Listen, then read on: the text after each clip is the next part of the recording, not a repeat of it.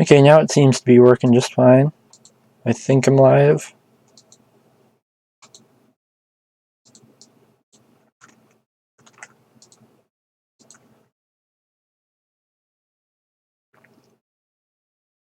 Okay, I think I'm live.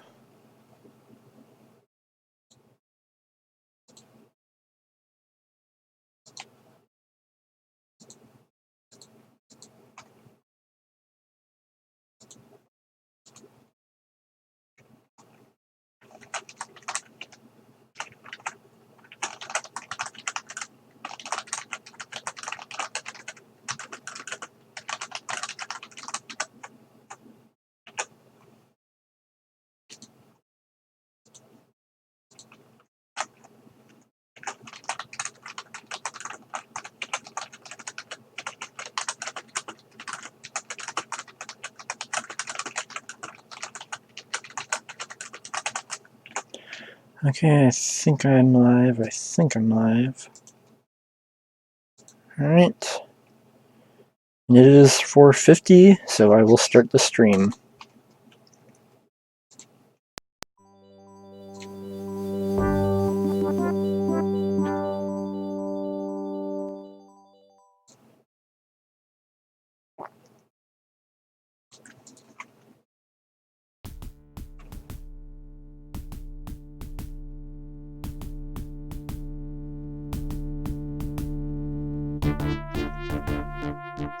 I'll just wait out and watch this opening cutscene.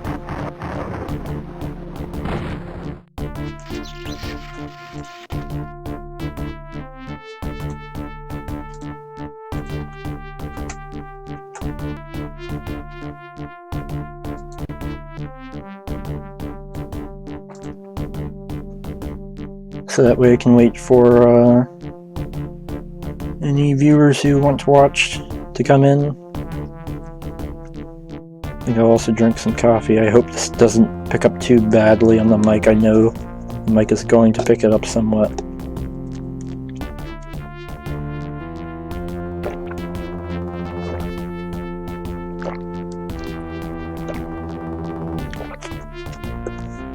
Gotta get that nice coffee ASMR.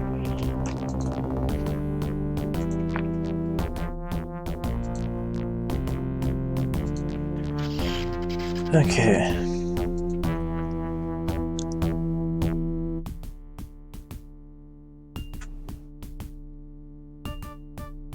So the plot of this game is basically that,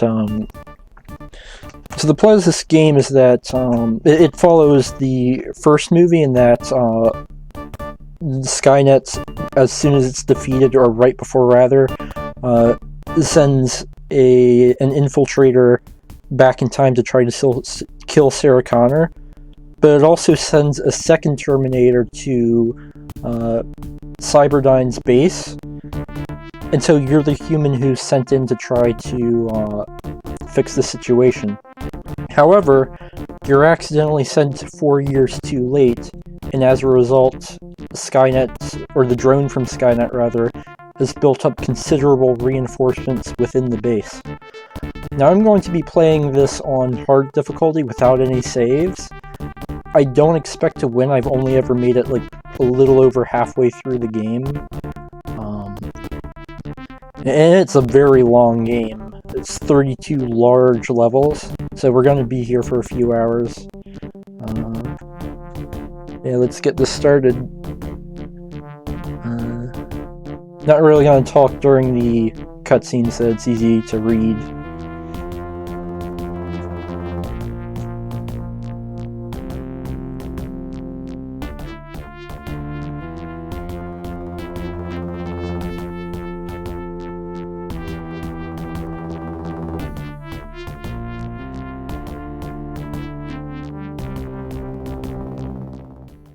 Alright, and so you're going to notice that I kind of have the path for every level memorized, like how to get to each objective facing minimal resistance. And the reason why is because the first 6 levels in this game literally don't have enough ammo for you to defeat every enemy, so if you don't memorize the layout, it's literally impossible.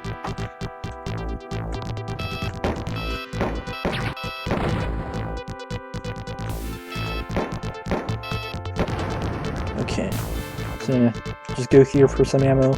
Also, if you're from the Discord, I'm live in voice chat right now, so if you want to hop in the stream, you can. You don't have to, though.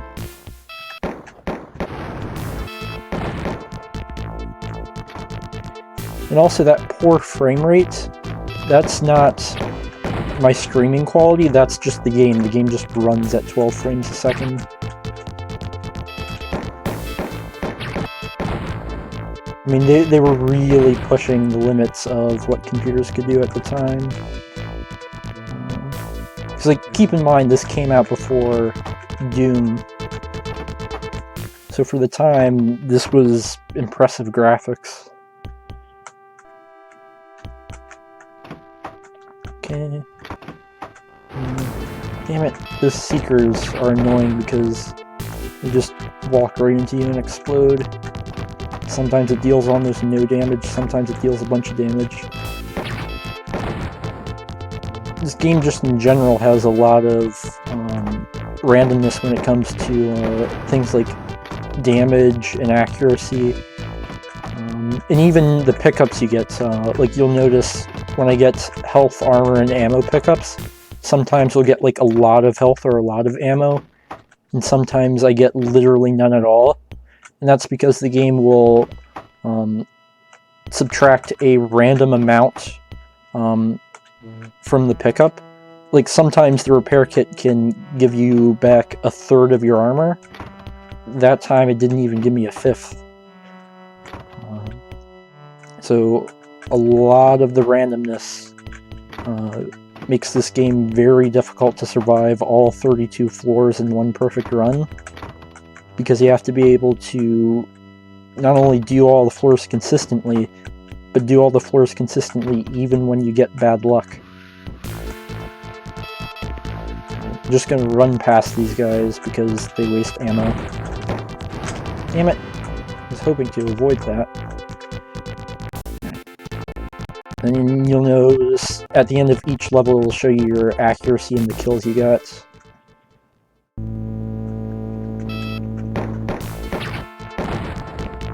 Alright.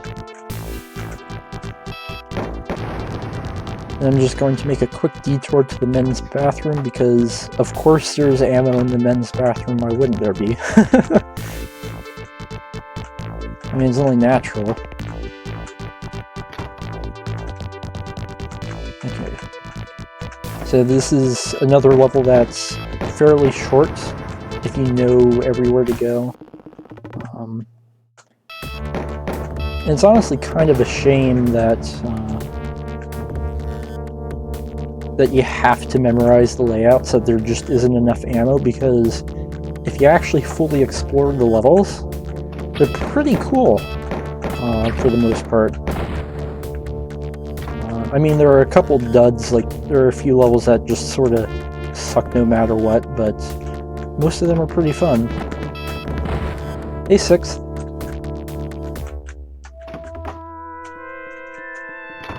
Okay.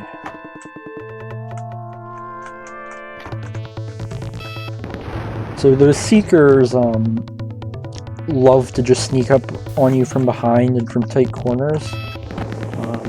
And you'll notice in a lot of later levels, I pretty much have their positions known, and that's because they've either been a significant factor in deaths before, or have actually been the thing that's killed me before. So they're no joke. If you get smacked by one, there's always the chance, even if it's a relatively slim one, that they'll just blast away your health. And once that happens, there's very little you can do to recover, because this game is very stingy when it comes to ammo and health. Unless you use something that I dubbed the floor exploit, but I won't be using that. Okay. There's one from there. Alright, so this weapon consists of 14 pieces. And you need to collect all 14 pieces throughout the game in order to kill the final boss, because it is immune to every weapon except for this. So we got the power couplings. Supposedly this is a weapon that sees normal use, well, regular use rather, in the war against the machines. But when you're sent back in time, the Resistance implanted a chip in your brain that basically allows you to figure out exactly what parts you need to be able to recreate it with 20th century technology.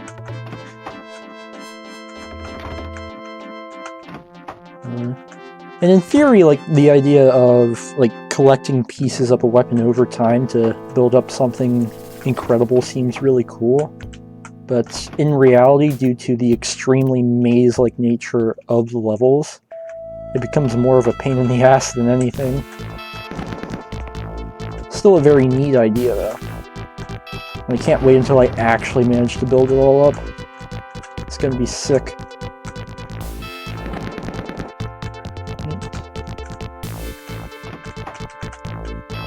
Got that one down. I also have a lot of ammo rooms memorized.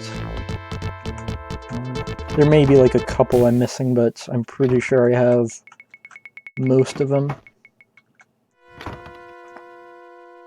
And then there are some small pockets of ammo in this level that I'll be skipping simply because it's not worth it.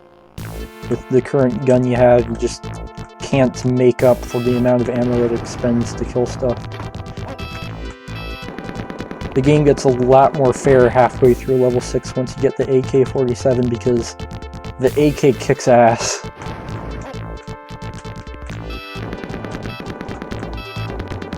Like, it's really just a killing machine. It's the first gun you get that gets more ammo than it expends. And that's when the tables really turn. And things start to go in your favor. Surprisingly, they didn't put any enemies in this room. A lot of rooms in this game, in fact, are actually just empty, like, no items, no enemies, they're just there.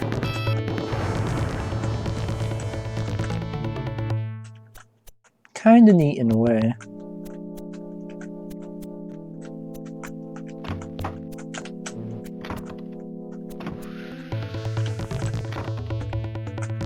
Alright, and here we have another VTEC piece.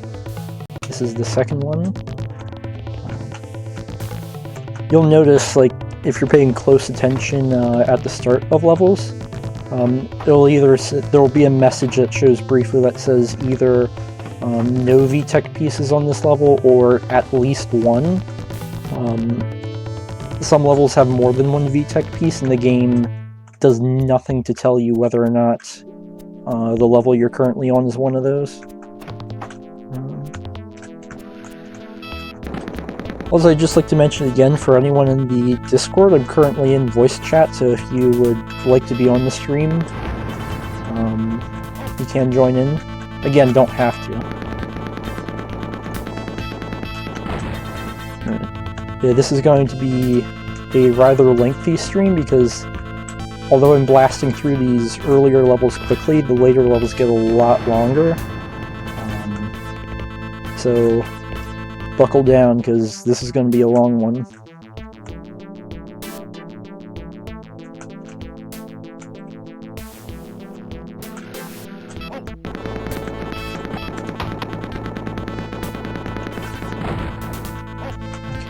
Where's the other one? Oh yeah, he's right there.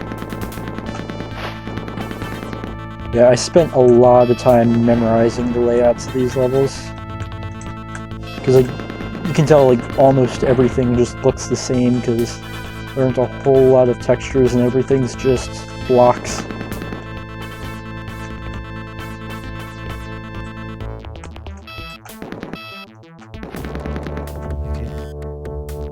So now I'll go through this door, because there's an ammo room over here, and this is the path of least resistance to get to it.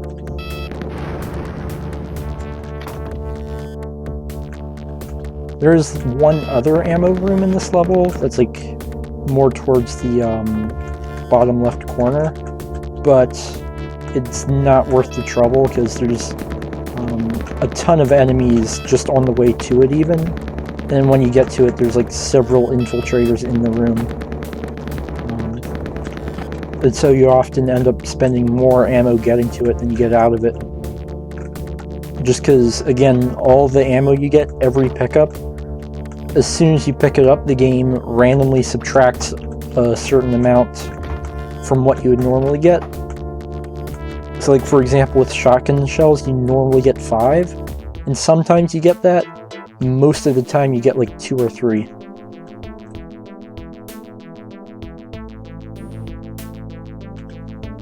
It's just a brutal system to have to deal with. And sometimes it can just straight up ruin your run early on if you get really bad luck.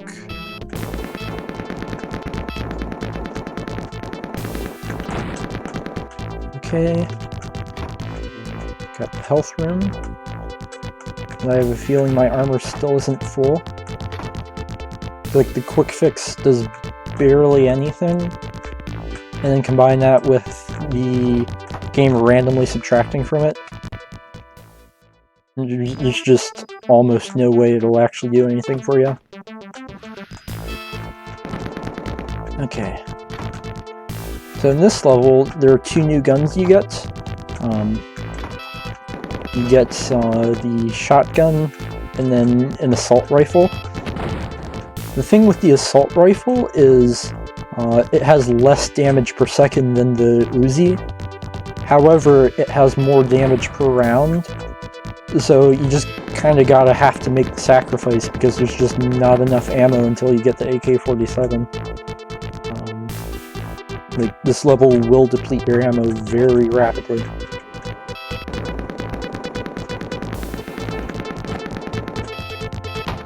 Like, the first thing you gotta do is go for that assault rifle. As for the shotgun, it'll be useful later.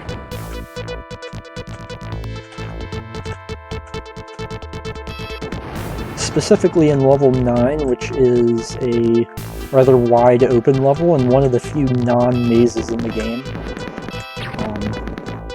It's actually modeled after the outside portion of Bethesda's former headquarters.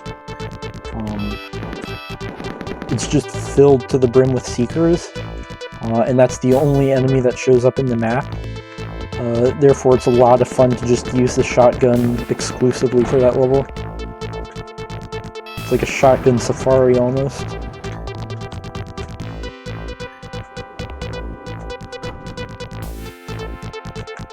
Wait, why am I going that direction? I need to get the gun first. The gun whose name escapes me. Alright. One more infiltrator in here.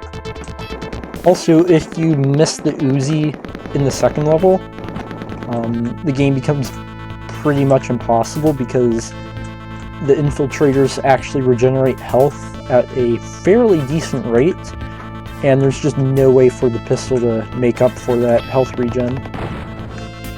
It just can't be beat, not by the pistol.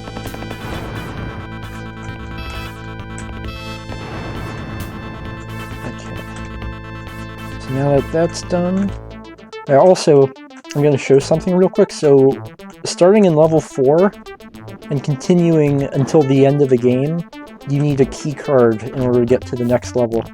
So in addition to having to worry about VTEC pieces and finding different weapons, you also have to get a key card from now on for every single level.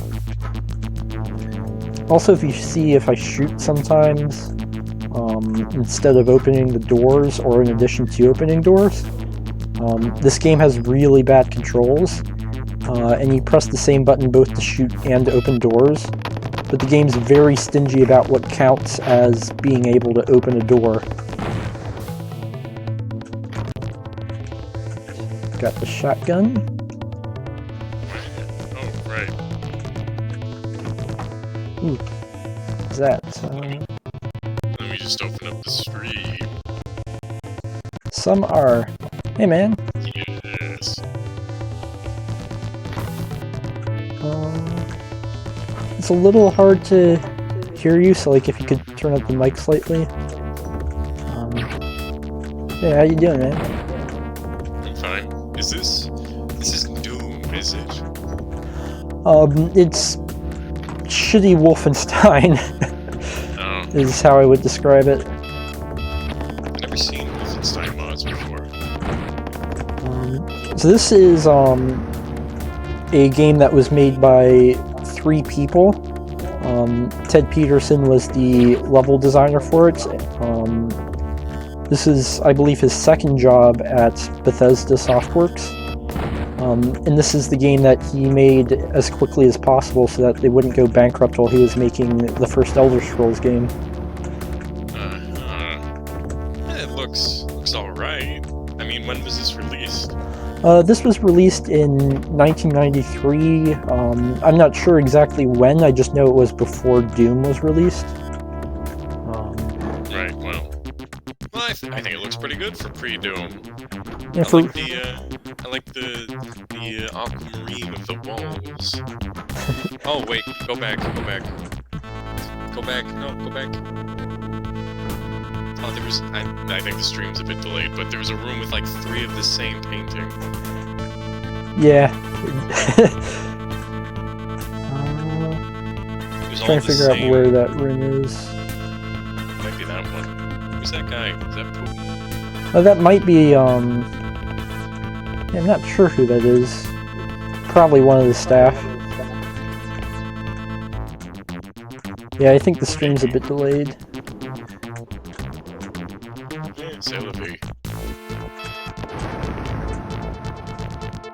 I miss shit like this. It is pretty fun. I wish I could kill all the enemies, but without using something I dubbed the floor exploit, it's just impossible because there's just not enough ammo in the first few levels. And you have like no melee attack at all. Are you the Terminator, or are you looking for the Terminator? So, in this game, essentially, the idea is that when Skynet sent a Terminator back to kill Sarah Connor, they also sent another one to infiltrate Datadyne and sort of create Skynet again, but earlier, so that way by the time the war starts, they already have all the weapons they need to just wipe out all of humanity rather than just half of them. And so they only had time to send back one person. And in fact, they were so short on time that they even accidentally sent you 4 years later than you were supposed to.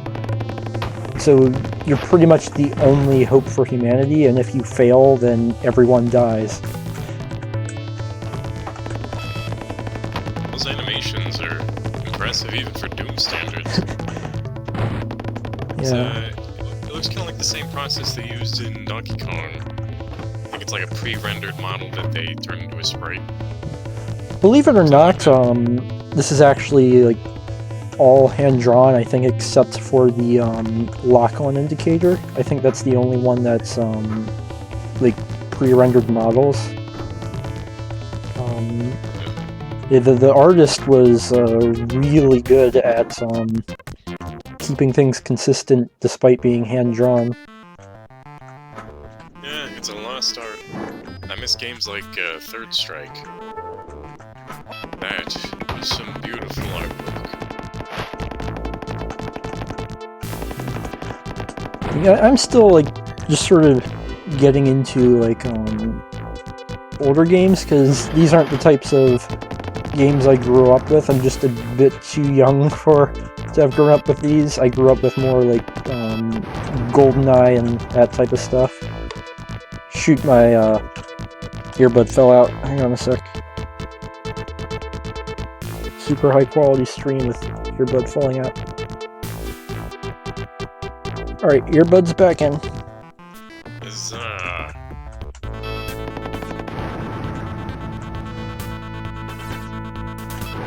Ow. Yeah, like I definitely enjoy these types of games though. I think I just like kind of the idea of just you kill stuff, you go to the next level, you kill more stuff, that's the whole game. Yeah, that's all you needed back then. It's very arcadey.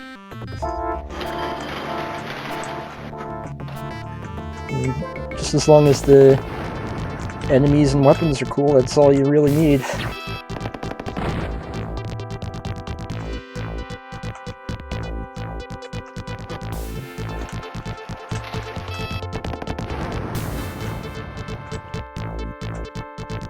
I forget if a guy comes from there or not.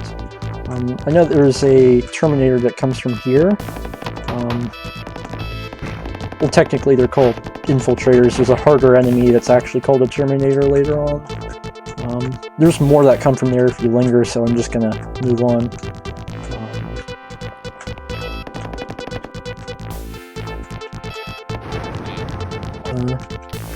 Yeah, the shooting ain't too interesting. You just sort of wait until it dies. Yeah, there's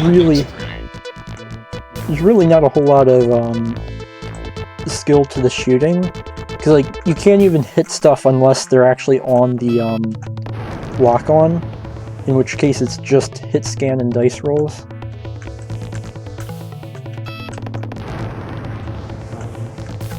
But it's still fun for what it is, and even if the shooting itself may not have a whole lot of skill to it, there's still quite a bit of strategy to the game, and I think that makes up for it. Yeah, Doom is a lot of resource management outside of the circle strafe thing. Yeah. Because, like... It's an aspect I feel that's lost in modern shooters. Just that extra layer of depth.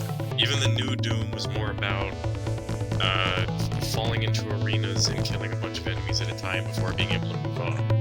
But it followed through on that design, like with the glory kills and all that. Yeah, I'd say Doom 4 is a reimagining of Doom, and I mean that in the best way possible. Like, it's certainly not the same, but for what it is, it's good, and it definitely doesn't feel like it was just a crash grab. Oh yeah. Looking forward to the new one, Resurrection. Evolution. What's the subtitle? Eternal.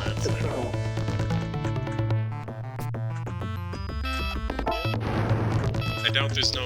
Do you think Daisy the Rabbit's gonna make her return? I hope so. I mean... Should be at least an Easter egg. That'd be nice, actually. I know that they're bringing back the old school grunts. Also, I just want to question, like this is clearly an amalgamation of like electronic parts and dead people. Why would Skynet make this? I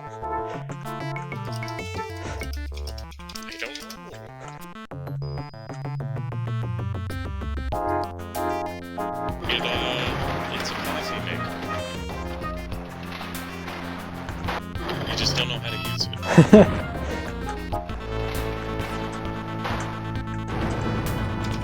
They're really just trying to use humans as batteries, like in The Matrix.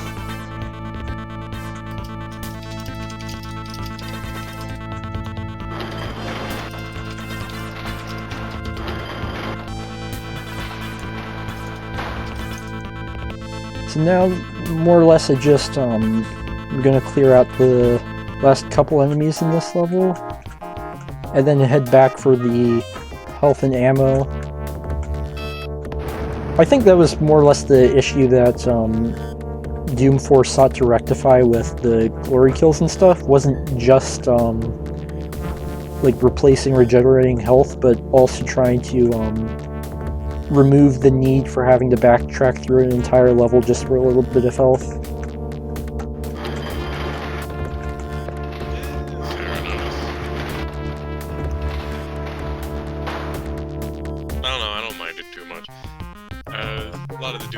I play. It's fun to just know that, oh, I don't need this health. I can come back for it later.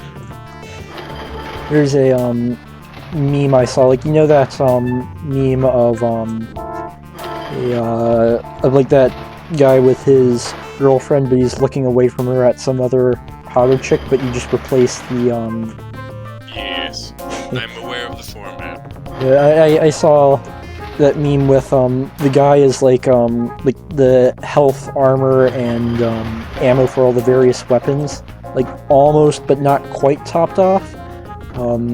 His girlfriend being replaced with things like the health bonuses, armor bonuses, small ammo pickups, and then the woman he's looking at being like full-on med kits, like the larger ammo pickups, that sort of thing.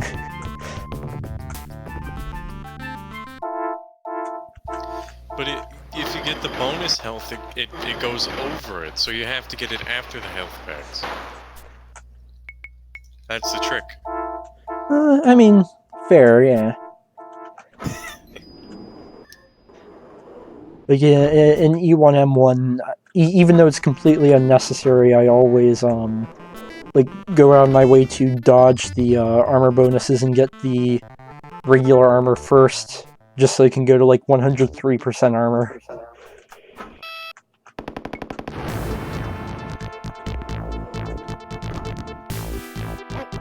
Even though there's a mega armor like not too far away, so it's not like it really matters.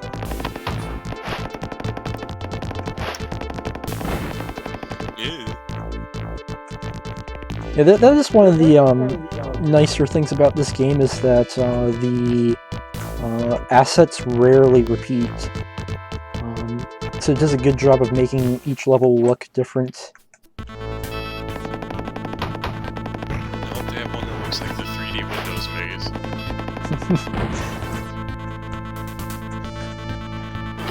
That would be awesome if one of these was just the Windows 3D maze. But I have a feeling that for legal reasons they were probably a little shy about doing that, even though they have the real weapon names. I actually got to ask one of the developers of this game about that, because one of the levels they made is based off of the break room that they had. And they were told explicitly that they couldn't use any Pepsi or Coke insignia because they could get sued for that. So I asked them, well, like, what was the reason for using the real gun names when they could be sued for that?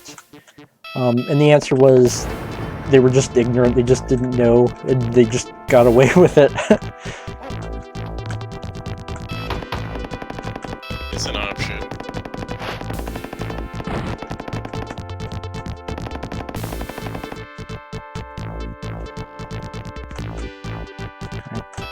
This is really impressive look from Redo.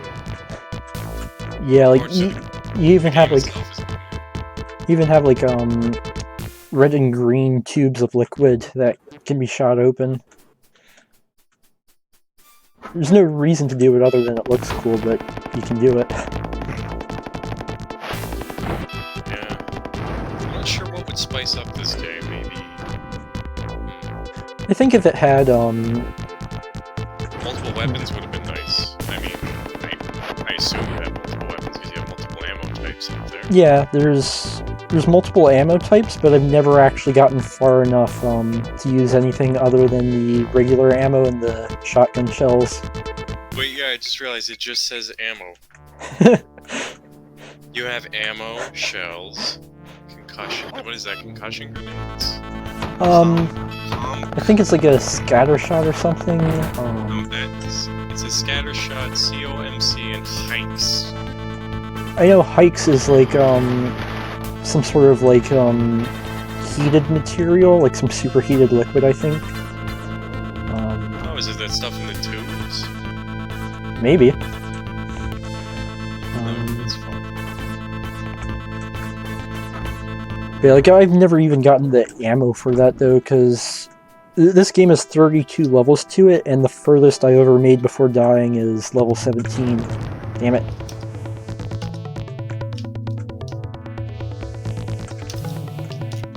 Let's see, how do I want to enter here? It's very arcadey then.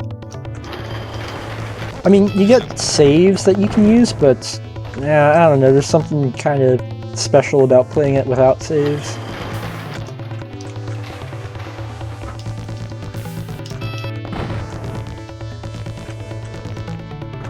Like, it even has like a high score that you can get.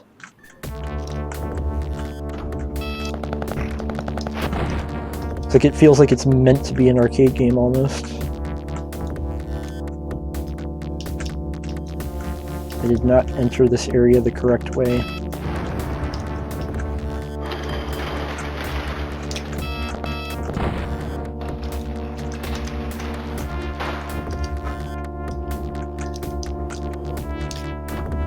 I see you.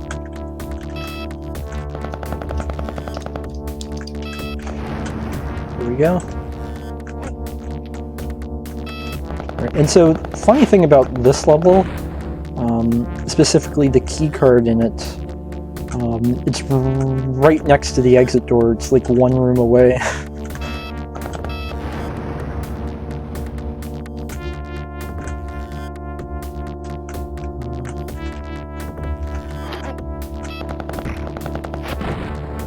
Yeah, like right there. Spaz shells. Is that what you're using right now? No, it's not spaz. Because this is used for the Beretta, the Uzi, M16, and the AK-47. I'm surprised there's so many automatic weapons that do essentially the same thing. The only difference is each one is better than the last, so once you get it, there's no reason to use the previous ones.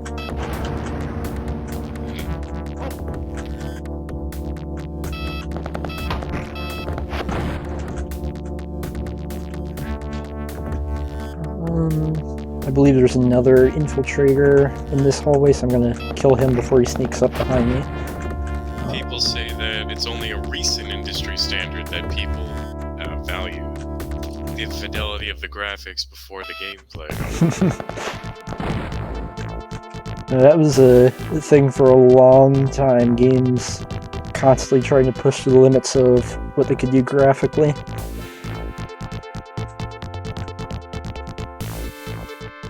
Alright, so go this way for the VTEC part and some ammo, I believe.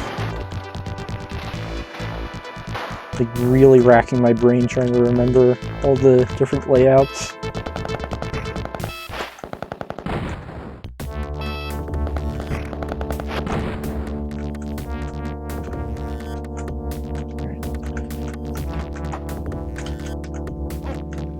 I remembered there was something in this room. You can go on these tables, by the way, which is also pretty impressive for the time.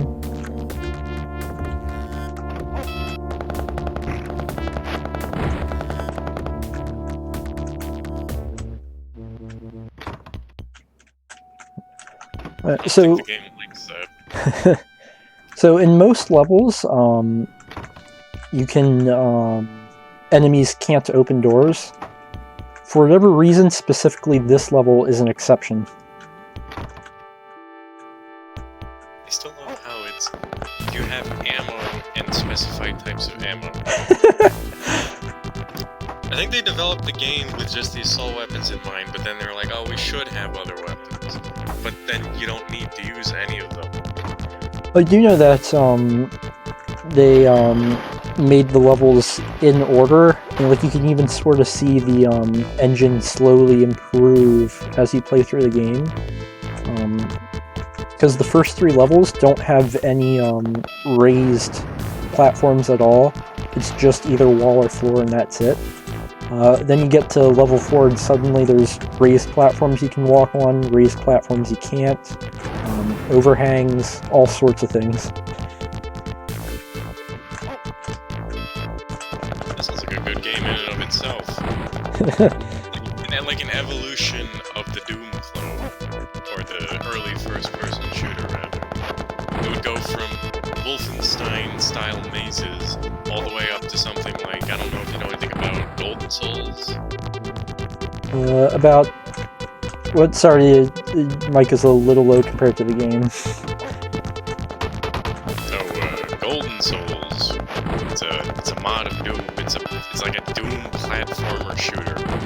It's got these I amazing... know what that is. It's like,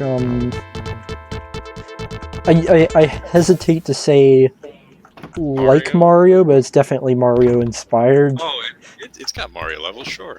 It's got Mario music, it's got... The whole first world of Golden Souls 2 is Mario themed, and obviously it has an overworld like Super Mario World. It's fun, it's great. I fucking love that game. Third game's coming out soon. It's based off of more of a Super Mario Sunshine deal, where you have one hub, and you have different missions for that hub. It's fun. I should give Golden Souls a try sometime. I played another game made by that same person, another like high-end Doom mod. Matt Georgie. Did he make the Castlevania? Yeah, he made the Castlevania one. I actually technically hold the world record speedrun for that game, but that's only because I looked it up on speedrun.com since I was just curious, and the quote speedrun unquote of the game, the only one that existed, was nearly an hour and a half long, and it was just a casual playthrough with a timer. Well, it's all yours. Apparently Andrea did a speedrun of Simon's Destiny recently. Yeah, I think he got like 40-something minutes. Yeah, the video is 42:07. So yeah, he has the second place time. He gets like a couple deaths early on in levels. It's a little sloppy, but overall definitely what I would consider an actual speedrun of the game. Yeah, I know. That makes sense that he did Simon's Destiny, because there's a whip in Golden Souls 2. It's a star whip to you know, mesh well with the aesthetic of the game, but it is still the same whip, essentially. Right. It's neat. It does sword beams when you have full health, close to it. And they fucking wreck weak enemies.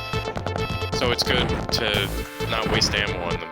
Pinkies are unfortunately terrible in Golden Souls, because you can jump 30 feet in the air, they can never catch you. Their pinkies are useless. They are only there to eat ammo. In regular Doom, like unless you get cornered by them, they actually have a very easy pattern to just more or less punch. And dance around them. Yeah. They have that wind up before the bite. I think in Golden Souls 3 the bite is much faster, but of course they can't chase you very fast. unless you play in the joke difficulty. They become white and they run like they're on crack. And I think they also shoot fire. No, the imps like breathe fire. Instead of a single fireball, it's just a stream of fireballs. That actually sounds kind of fun. Hopefully it's not impossible. Tell you what, if you get the chance, try it. Try the Impossible Golden Souls 2 run. I've only made it about halfway through before getting absolutely sick of it. Because I made two runs, one a casual run through the normal difficulty, 100%ing it, and a second run in which I do the second hardest difficulty, which isn't the joke difficulty, 100%ing it, with no quick saves. Yes, the way first-person shooters were meant to be played. There are checkpoints in the levels, it's just they're very far apart and there's a lot of bottomless pits, and it fucking sucked, but I did it, because I love the game. Yeah. Simon's Destiny is a lot more sparse with its use of bottomless pits. Like, I think they only really appear in levels 3 and 6. Like, they're sort of there in level 2, but they're pretty easy to avoid.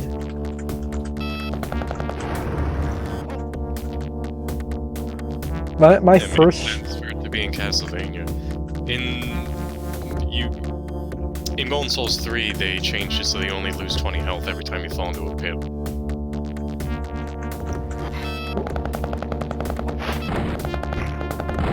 Okay, that's a tough one. Yeah, I wish that Turok Dinosaur Hunter kind of did something similar, because bottomless pits 9 times out of 10 are the thing that ends my attempt at a deathless run of that game. Because I've done quite a few deathless runs of it on hard difficulty.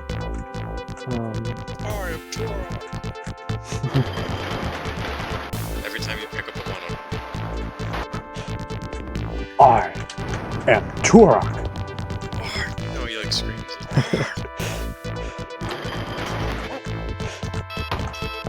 They do. It has to be stated with conviction. If they ever do a remake of Turok, they have to get the original voice actor and have him just scream that line whenever he says it. I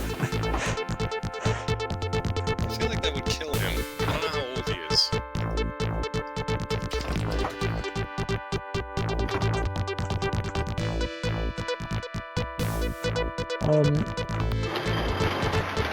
Run Dayseal, if you're on the Discord, you can join in the voice chat if you want. What about what? Someone in the Twitch chat.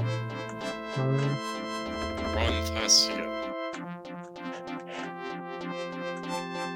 Yeah, we see you. Hello.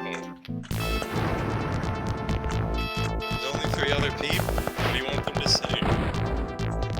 I'll bump it. I don't know, it's gonna be quite a while before I die, hopefully. So I'm gonna run out of stuff to talk about on my own eventually.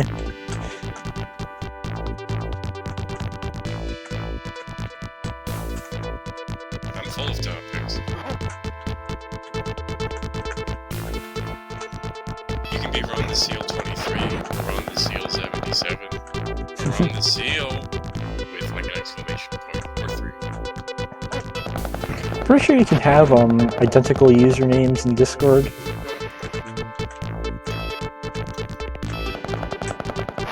My Discord name is Sumar, but here it is with a 77 because Sumar was 20.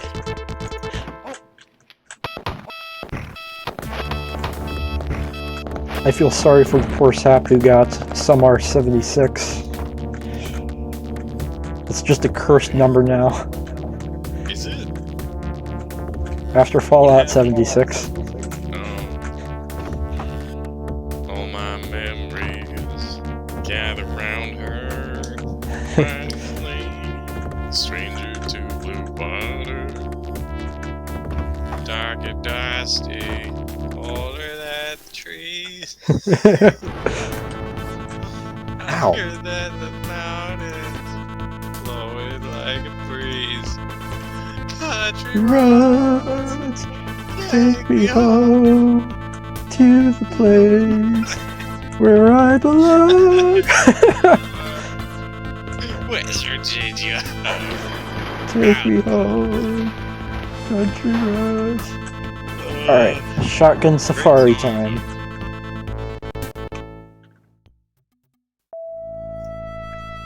I owe Fallout 76 for reintroducing me to that song. See, Turok Dinosaur. I gotta look up Turok 2. Film section. Claim. Voiced Turok. The new Turok. Blah, blah,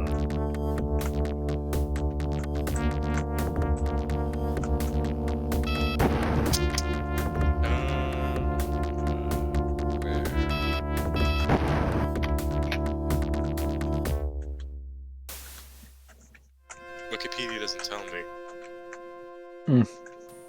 That's a shame. That voice actor needs to be remembered. Actually, I'm pretty sure in the credits of the game, like when you beat the game, the voice actor is listed somewhere.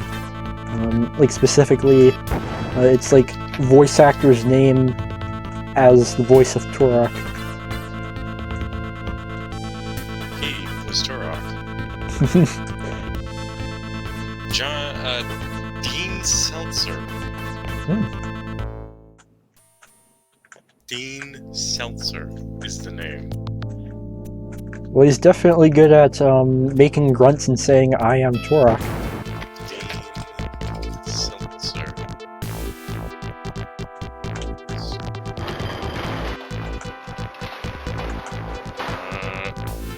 Is it Dean Seltzer who's apparently...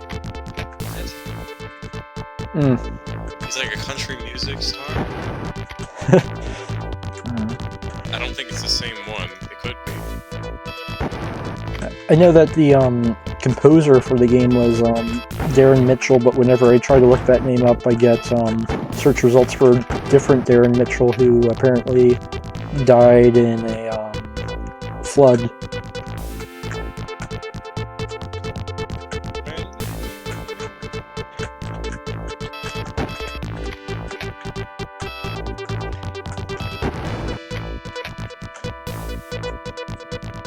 And why are the results for all these dead people getting in the way of people who made video games? I think Dean Seltzer is still alive. He has a website.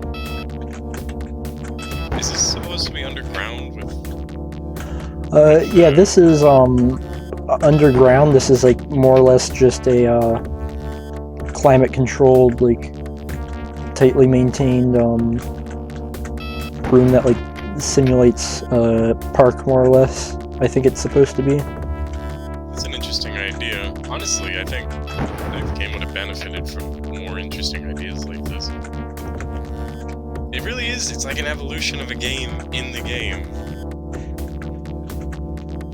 That's interesting. I'll be right back.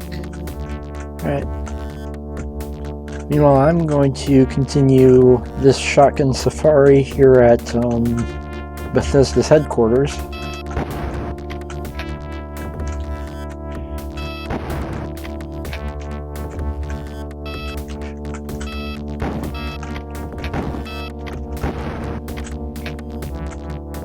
Okay. So the tricky bit about this level is it's nothing but seekers. And they make very little noise, and they just constantly walk towards you, so if you're not careful, you can just get bopped by several of them at once and then you're dead. Because they can deal a high amount of damage. They're very good at just exploding you. I like to use the shotgun here just because it avoids using ammo, which is needed for a level later on. You're going to need a lot of it. But also, the shotgun is pretty good at usually killing these things in one hit. Of course, as I say that. And also, I just like the pump animation. It's a really good animation, especially for pre-Doom. I knew there were more of those fuckers. Okay. I think there's like a, either a health or a repair pack here somewhere.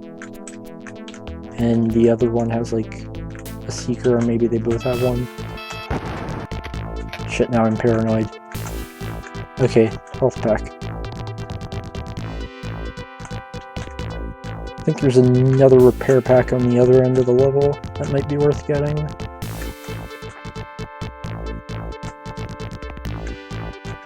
I'm going to save it until everything is mostly cleared out.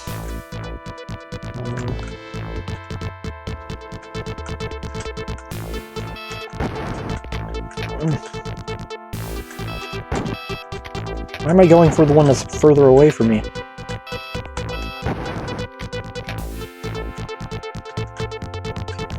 Fortunately, the adaptive music, although I don't typically like adaptive music, it is very helpful for alerting the presence of these seekers, because they really don't make much noise when they see you at all. It's very hard to hear. Not at all a distinct sound. I think I just heard another one though. Yeah, if you listen very, very closely, you can hear them, but it's very hard to tell. For the longest time, I actually didn't even think they made a noise at all. It's only been recently that I learned they do. Also running a little low on shotgun ammo, which isn't good.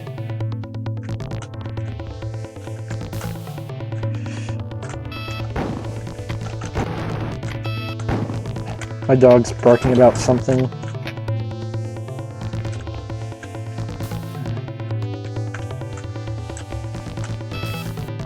I think after this level I'm going to take a short break. This level's almost over. I already got the key card. I'm just trying to get some armor, because the next level is very tough and I'm going to need as much health and armor as I can get for it, because it really doesn't have much health and armor of its own to make up for the difficulty. And I do not want to die, so as a result I'm going to be a little extra cautious and just make sure I get that armor.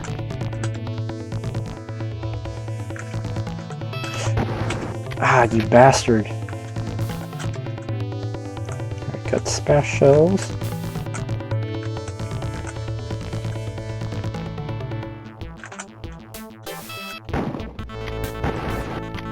Ah! Oh no. This isn't good. Alright. Ah. Bopped and weaved. No! Getting a bit careless, making mistakes that shouldn't be made. I believe this is where the aim. I believe this is where the extra bit of... No, that's just health. Drats. Oh well. What do you think you're doing?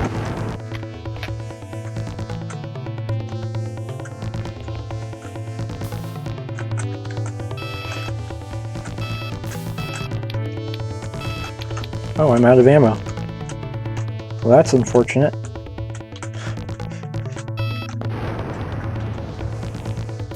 Okay.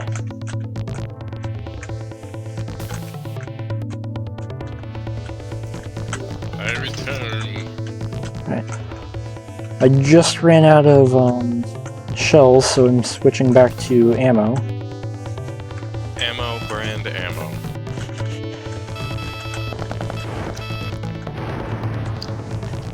It's like water brand water.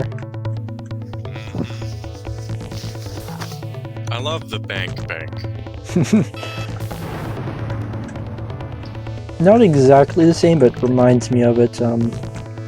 A few weeks ago, my brother was at some store. Don't know which one, but he was at some store, and he saw something so crazy that he had to take a picture of it.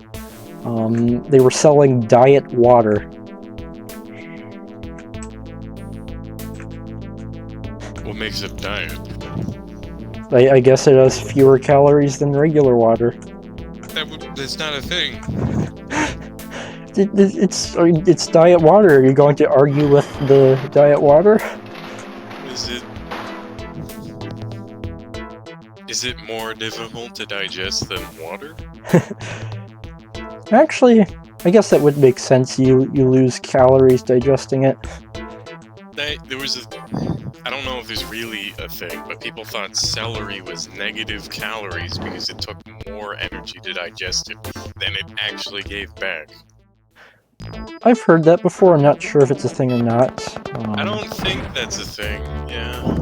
I definitely don't know what they could do to water to change that. Maybe if they turned it to poison, it would be less worth drinking it. Thus your body has to fight. Tell you what, it could be diseased water, and then the extra calories go into fighting off the infection. Just like some mild disease that probably won't kill you. Well, it gives you dysentery, and then you lose weight because you're fucking dying. Yeah. It counts. Hell if I know. So I memorized a very specific path through this level that is basically just a path of least resistance because it's a very, very difficult level, and this is the only health in the entire level that you get. And even then, it's guarded by 3 Terminators.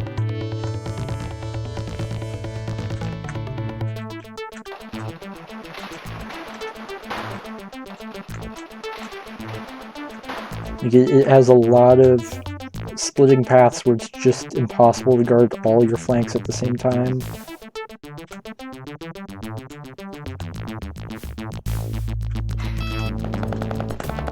It's just nothing but Seekers and Terminators.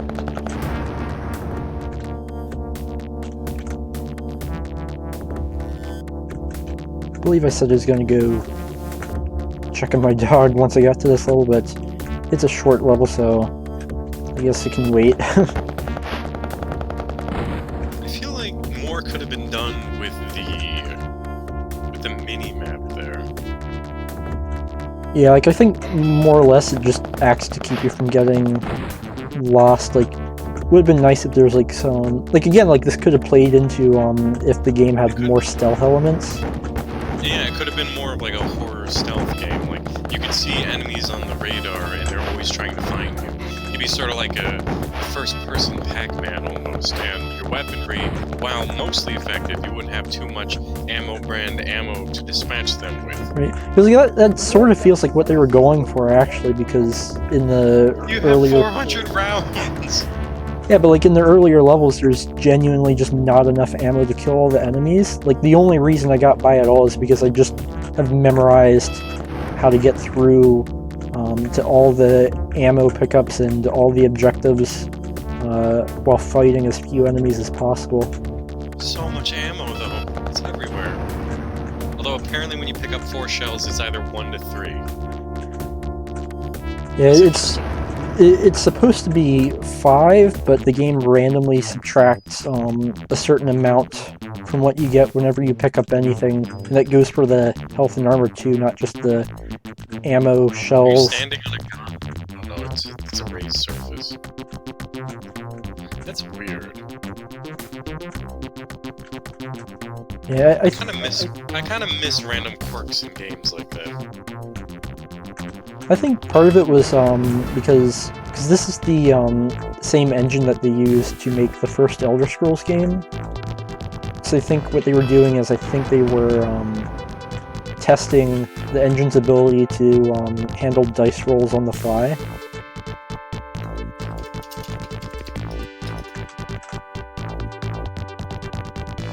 Yeah. I know the way Doom RNG worked is it's just an entire file. It's just a collection of integers that cycles down. An array, rather. Or a vector. Ugh, God, I'm so out of practice.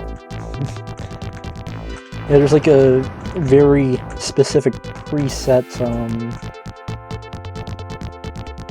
numbers that you'll get for Doom RNG. And the reason why they did that is so that when you record demo files, it'll play back exactly the same on another computer.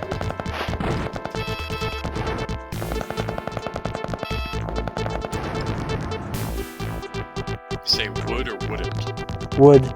Because if it did randomness based on something else, then different computers might get different results, because the demo files are just what buttons you pressed. Which is pretty much how demos and replays have continued to work up till now. right? Pretty sure that's how replays for things like Smash Brothers work. Yeah, because it's a lot easier to transfer that and takes a lot less shit wrong room. Yeah, it just takes what you had and then plays it again. Wait, that wasn't the wrong room, he just followed me. It's kind of creepy. It's catching on to you. It's becoming sentient. Ow, hurt my thumb. This would have been better as a horror game. Like, you can lose track of Terminators on your minimap, and then they find you. Instead of just being like, you shoot them for like 5 seconds, and then they die, and maybe you lose a bit of health, maybe you don't. Yeah. Well, level 16, I think perhaps unintentionally, but it certainly ramps up the horror elements. And by that I mean if you actually try to kill every enemy you face in that level, even if you face as few of them as you possibly can, it's just literally impossible. You will die. So you have to run from them and only kill them if you're going to be exposed to them for a long period of time. There might be like a...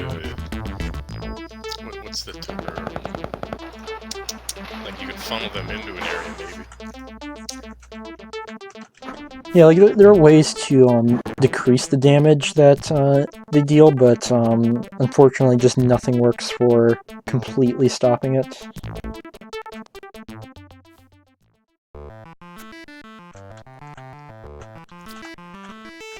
I think the name of the enemy is the Meta-Borg.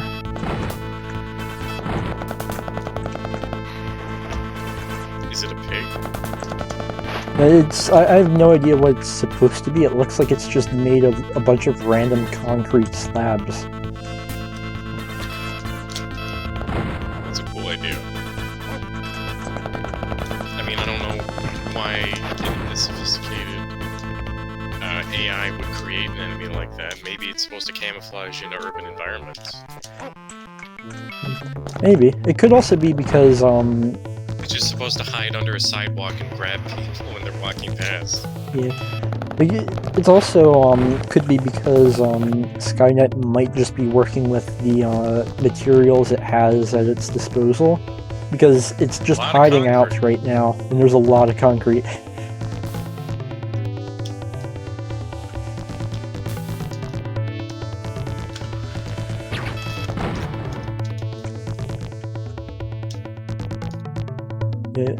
Yeah, like if you play through the game normally, like without having everything memorized, not only will you not have this much ammo, but you actually won't have enough ammo to finish the game, and you'll die not because you ran out of health, but because you ran out of gun food.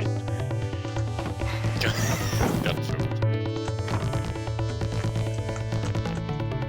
Ammo brand ammo. Food for guns. Farm raised.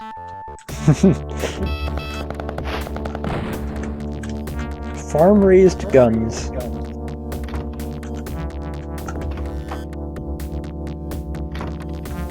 Cruelty free ammo. For your gun.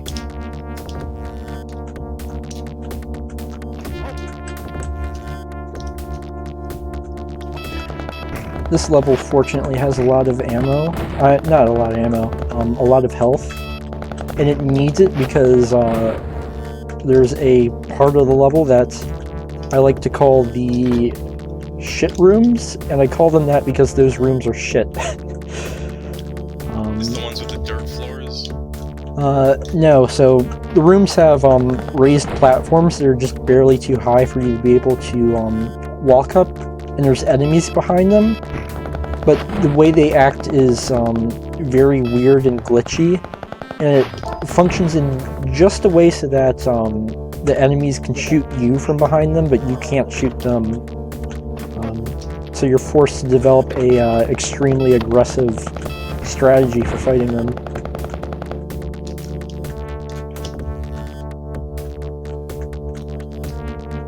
I don't mind promoting aggression in a video game.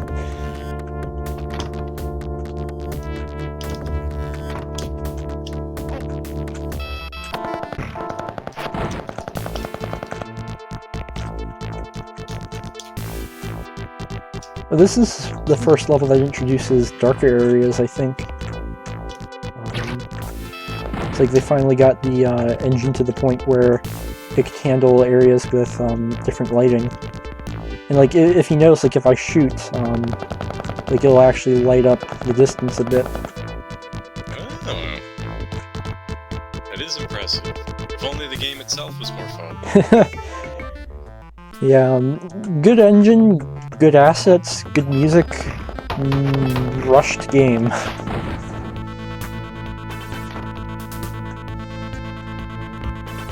Still, it's neat to see the developing technology. Yeah, because like What games do you think are gonna have ray casting that are mediocre games, but oh wow, ray casting.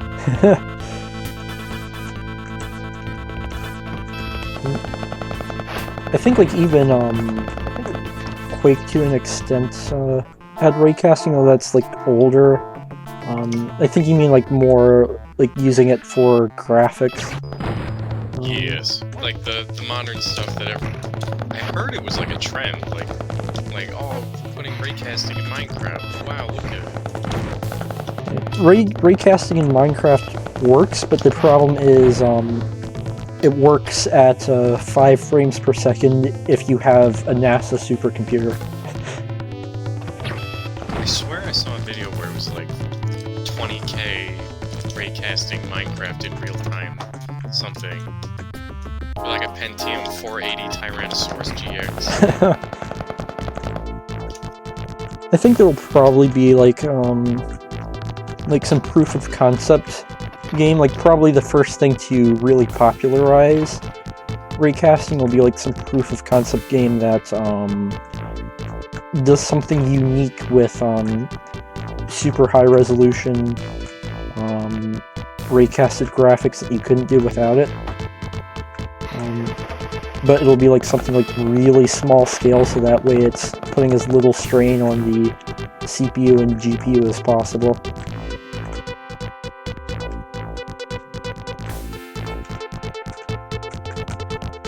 I think there's supposed to be a new graphics card that's better at it specifically.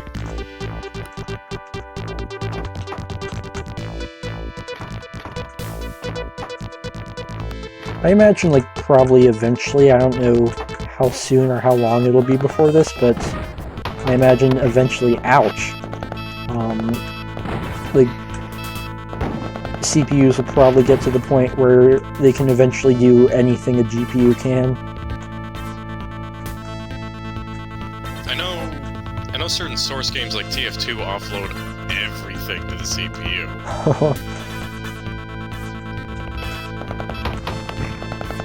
Well, although I've been told that only happens when you're playing the game in very low-end settings. I don't know.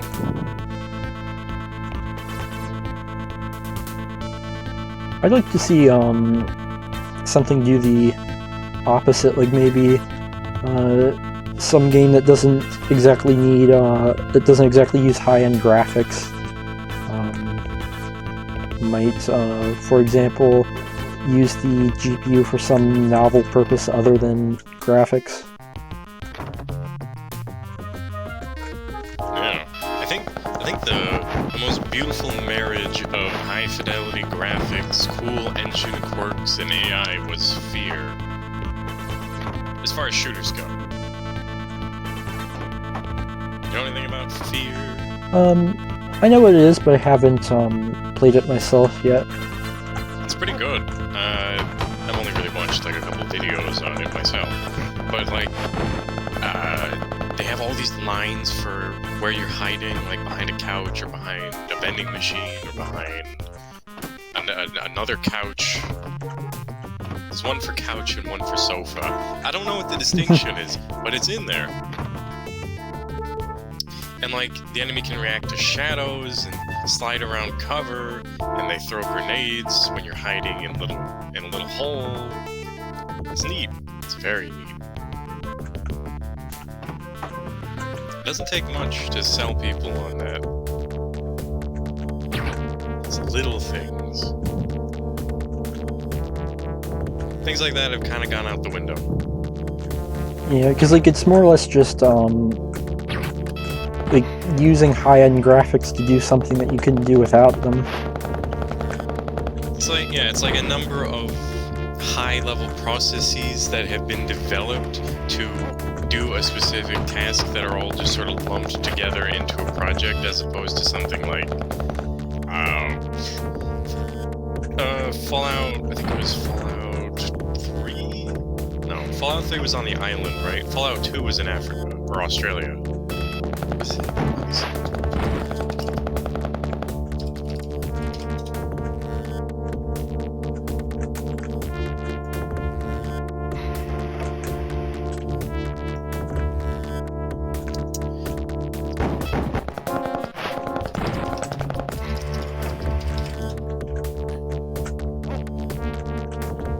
It wasn't Fallout. What the hell? Dead Island? It's not Dead Island. Dead Rising. Far Cry. Damn it. Oh, God, there's too many. Far Cry 2 had these amazing details in the environment. You could shoot the branches off of trees, brush fires would start up, and the leaves would burn away from the trees. You could run over brush with your car, and it would spring back to life after. If you shot a rocket close to dry grass, it would light up. Because, you know, exhaust is a thing. Right.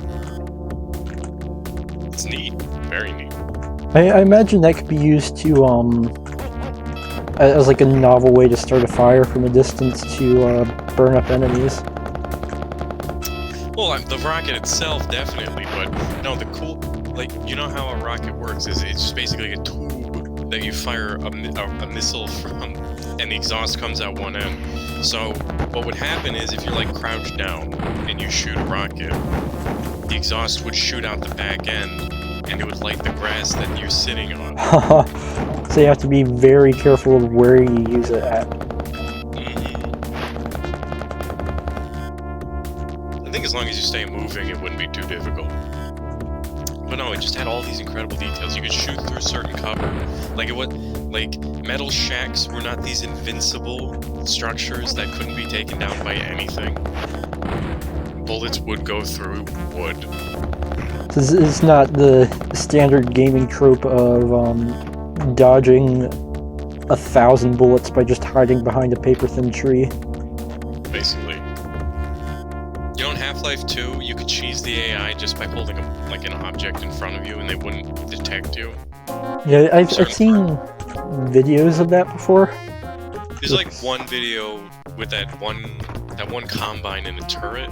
If you hold like a bucket out in front of you, as long as you can't see them, they can't see you. And I guess it's like I think it must be some sort of kind of hit scan tracing algorithm. Where it just, oh, there's a bucket there. There's not the player there. I can't shoot the bucket. Why would I shoot the bucket? It's a slightly more advanced version of using a bucket to steal stuff in Skyrim. Yeah.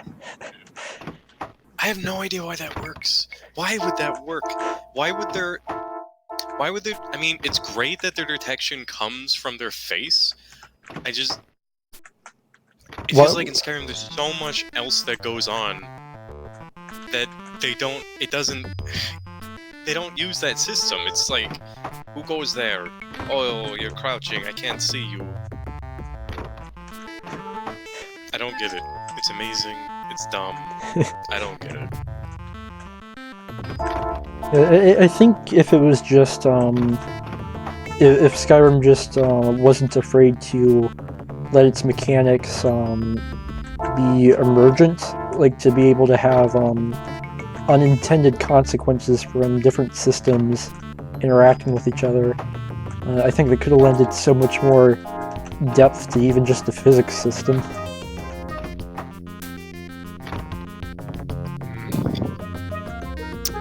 Well, we all know Bethesda clings to their old engines. I mean, like, to be fair,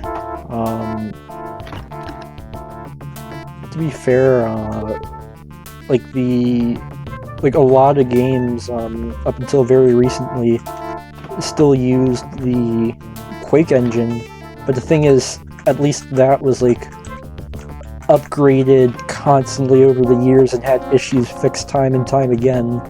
Whereas with the Creation engine, it's like, hey, our engine can't really handle a swamp, so let's just make the swamp in Oblivion really tiny. Yeah, it's a solution. Yeah, a lot of things were built off the Quake engine. It became... Wolfenstein led to Doom, led to Quake, led to Source Gold, and so on. So much is owed to fucking John Carmack, that absolute legend. Like, What's he doing with himself? I think right now he's like trying to work with VR. Yeah, like an interesting tale I heard with Doom specifically is that like in order to solve a problem with the game running way too slow when you had like stairs and stuff, he just like looked for some book on programming. He looked for a book on binary space partitioning. He's like, yeah, that seems like something. So a few days go by. He has it fully programmed and working in the engine. Works like a charm. That binary space partitioning thing is something theorized since the 60s. Nobody had ever gotten even close to getting it to work, and he does it in a few days.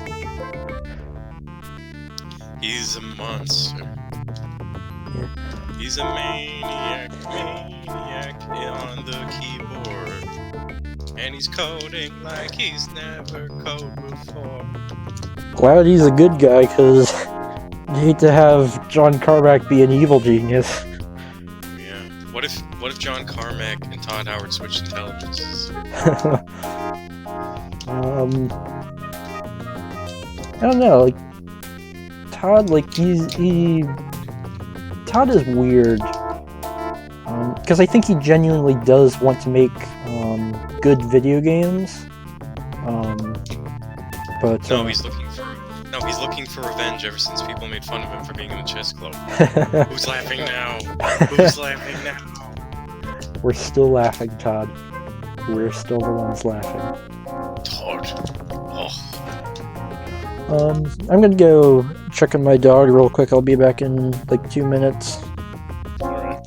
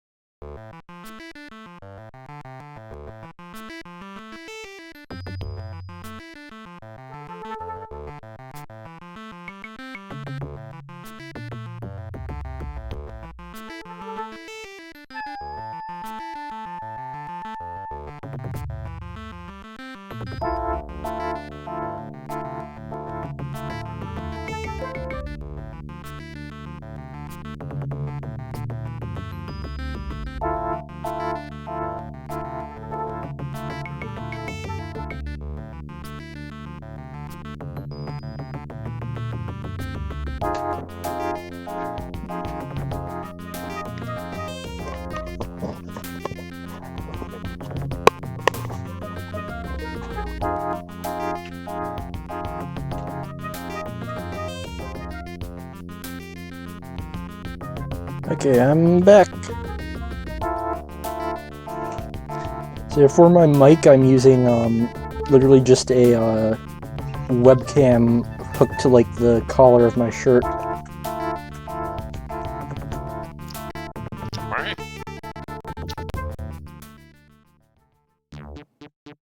You've got a car in your shirt?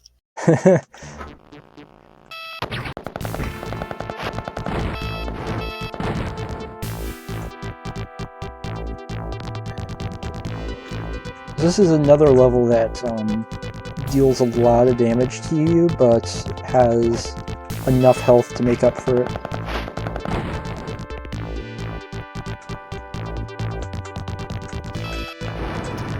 I also really wish that these arcade machines were playable.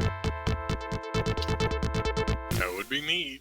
You should play Duke Nukem instead. I think it would have been really funny if they had made it so that you could play the previous Bethesda Terminator game on the arcade machines. They had one, sure. I don't have time to play with myself. I'm eating an entire steak live on stream. Oh, it's excellent.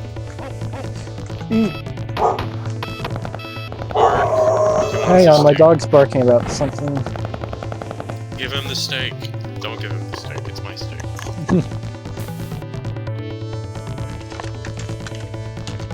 He can't have my steak.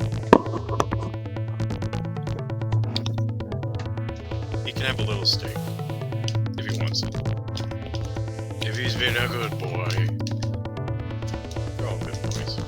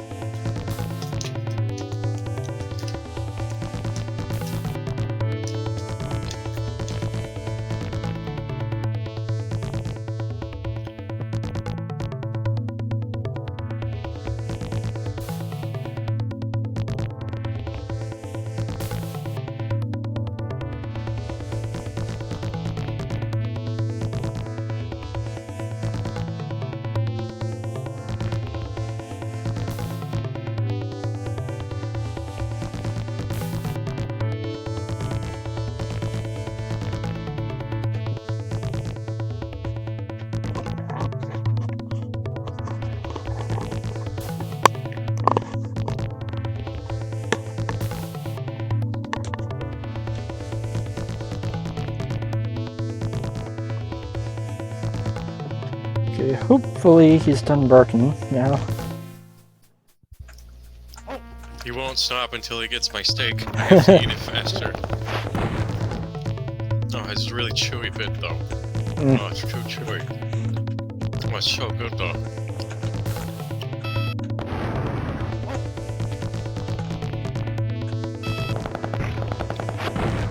Delicious, delicious steak. Ow.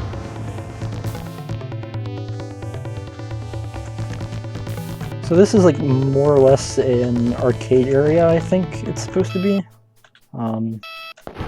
It's actually kind of fun because although it's maze-like with winding corridors, the hallways are pretty wide open and the rooms themselves are very large.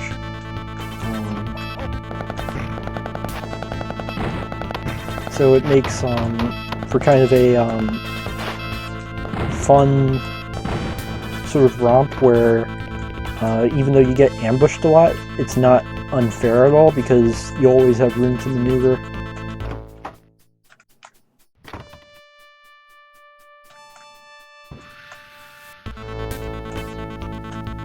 So wait, is it like a single complex that you're descending lower and lower into? Yeah. It's just an arcade floor? Yeah, pretty much. So Secret military base. So essentially this is Cyberdyne headquarters.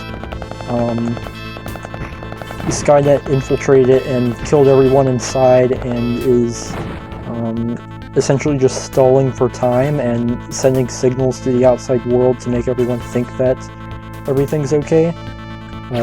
Somehow nobody is suspicious about the fact that everyone who worked here is just suddenly no longer, like, visiting their families and doing other human things.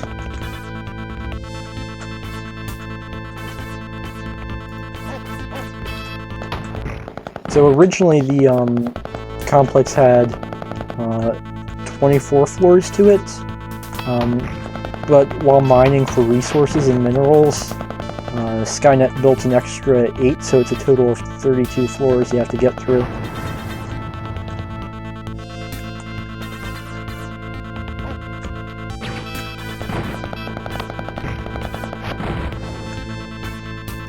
furthest I've ever made it was literally the first room of floor 17. Do you think it's Allied Master Computer? That's why it's just a single complex, but it's just one computer. Maybe. And he likes video games, I guess.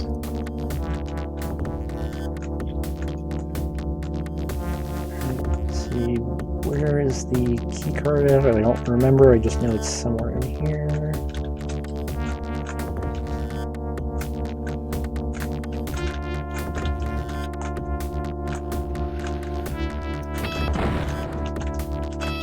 Probably in that unexplored room.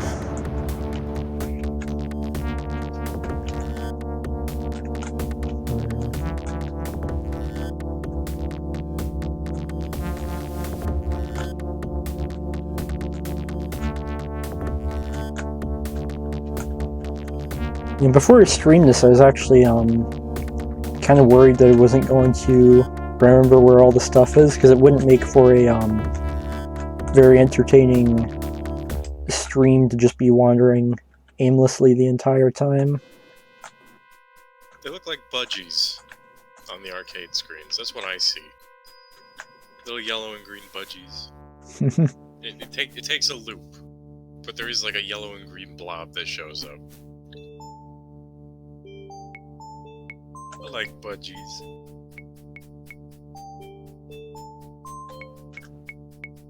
I know that on some of them...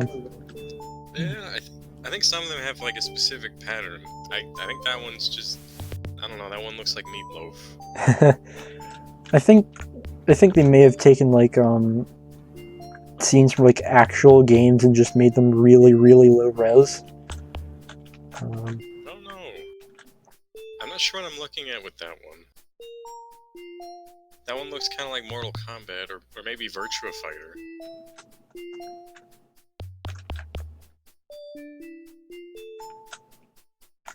This one just looks like it's broken. Yeah.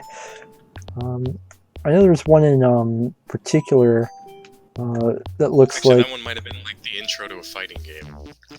Like with the characters flying up through the screens with their little portraits. Capcom presents! I know one of them has like the like winners don't do drugs thing at the start of it. It's like really low res, but also I can't believe that I actually know what that is. It's like a really old arcade thing.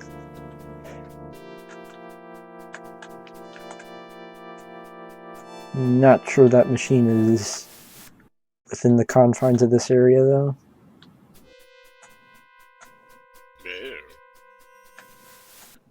Where are you going, man? I'm checking out all the arcade machines and also trying to figure out where to go. Wait. The budgie was on that one. The budgie was on. Look to your right. No, the stream's delayed. That's a ping pong machine. Not a ping pong.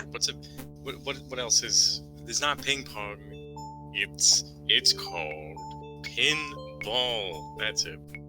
It's not ping pong. Yeah, the stream is pretty heavily delayed.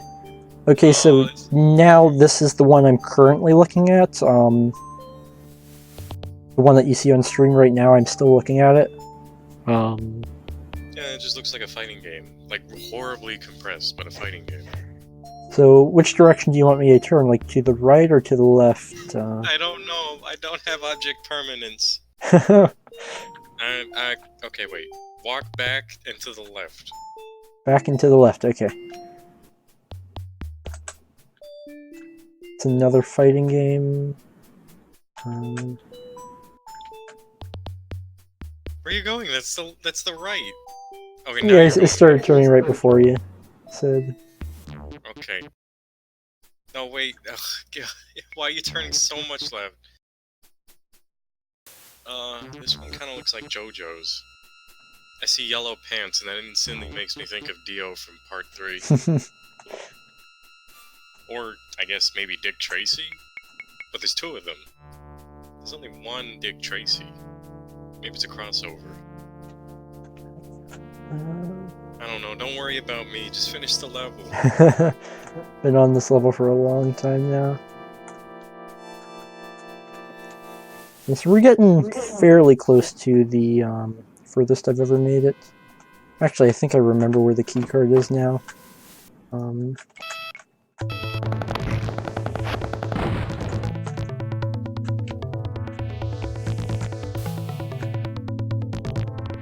I'm pretty sure it's somewhere in here.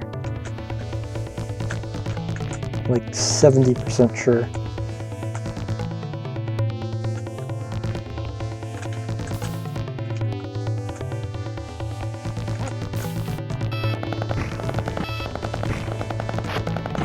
So interesting thing about the infiltrators is that when they go down, you have to shoot them one more time, and this is also true for every enemy stronger than them, because otherwise they'll just get back up eventually.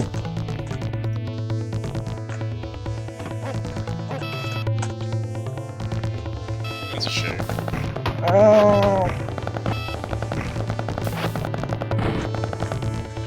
Okay, that was a bit hairy, but got through. I didn't know what you reacted to until it happened.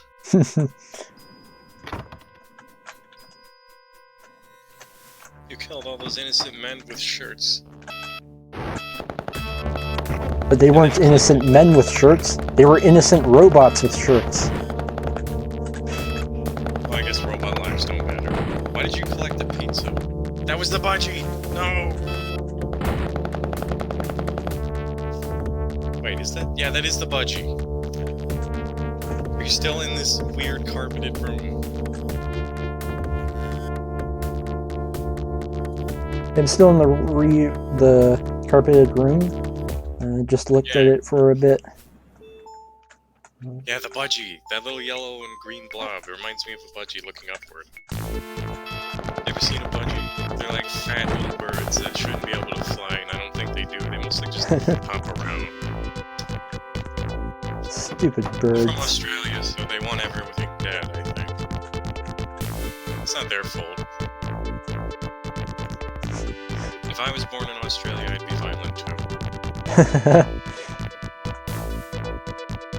It's not their fault, it's Australia's fault. Yeah. Okay, I really need to find this keycard. This is getting a bit ridiculous.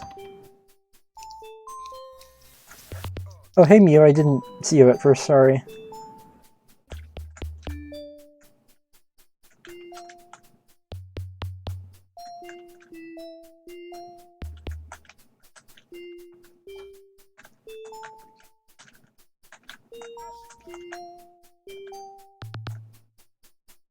Where is it? The stream is starting to get really boring because I'm just checking the arcade rooms again.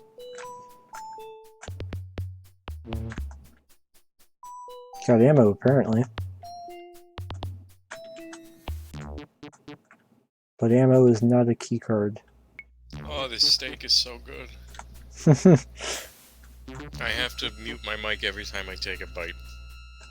I have like some chicken fries like just behind me, and I'm really hungry because I haven't had dinner yet, but I also don't want to have chicken and fries ASMR. I thought you said chicken fries, like the ones from Burger King. I go to Burger Bing, I get the burger. Found the keycard. Hamburger, the Bamburger. Would a Bamburger be a piece of bread sandwiched between two slices of beef? I want a Bamburger. Actually, it doesn't sound bad. Might have to. It sounds like a KFC double down. What the fuck was a double down? It was two. I wouldn't call it a slice. A whole chicken breast? Let me look this up. KFC double down is a dish offered by Kentucky Fried Chicken (KFC) restaurants where a the Wikipedia puts a quotations around sandwich. Where a sandwich is formed by 2 pieces of fried chicken rather than the more usual halves of a bread roll. The double down contains bacon, cheese, and the Colonel's secret sauce between 2 pieces of fried chicken fillet. I tried to get a double down once. They said they were out, which doesn't make sense to me. I mean, that KFC was going out of business, like so many of them have been. Weird, but So I guess like maybe they just weren't ordering more supplies. I don't know. They just didn't want me to have it because it's unhealthy. They don't know who I am. They don't know what I need. They still haven't had a double down. I should. I can probably make one. Just get like a shitty box of Walmart fried chicken and bacon. I don't know what the Colonel's secret sauce is, though.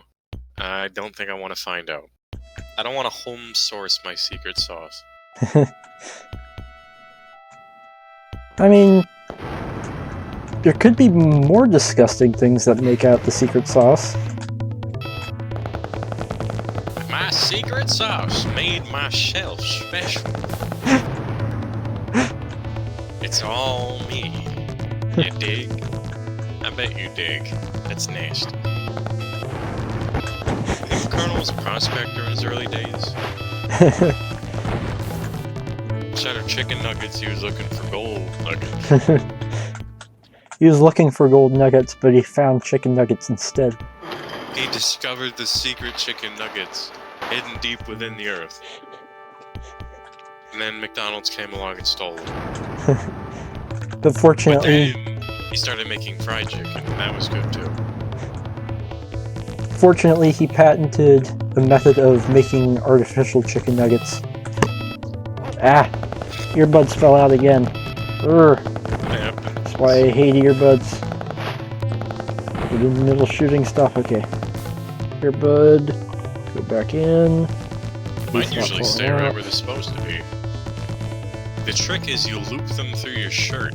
That way, you get all the benefits of a wired earplug that doesn't fall out, and the hands-free nature of a wireless earbud.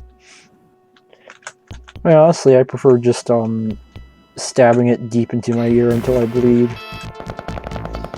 I don't actually do it until I bleed. Are you bleeding right now? No. Maybe that's what the dog is concerned about. Well, if you just keep it in there until the blood coagulates, then the blood just sort of fuses it to your ear.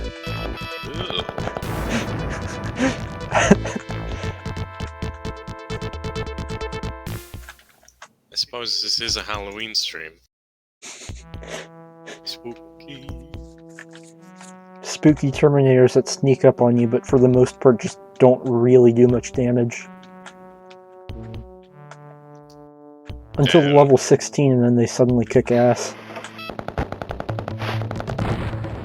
I would have figured the Terminators would have been like the Barons of Hell of this game.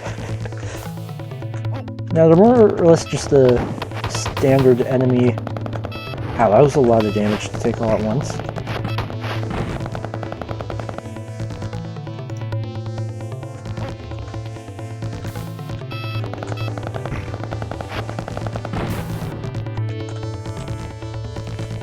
In the next 2 levels, you'll see what I dub as the floor exploit coming up, because just due to the nature of the next 2 levels, there's no way to completely avoid it, so I just decide to go all out with it just this once. Master, I must go all out. I'm sorry, Master. Best part is that even with the exploits being used once, it's still not enough ammo to deal with the Meta-Borgs. The what? The Meta-Borgs. They're the guys introduced in level 16 that are just awful and kill me.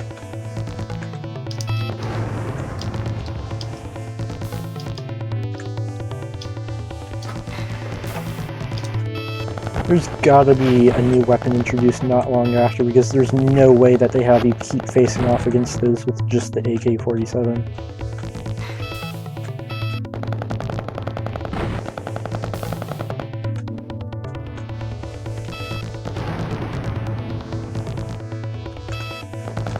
I imagine ammo for the new weapon will likely be sparse.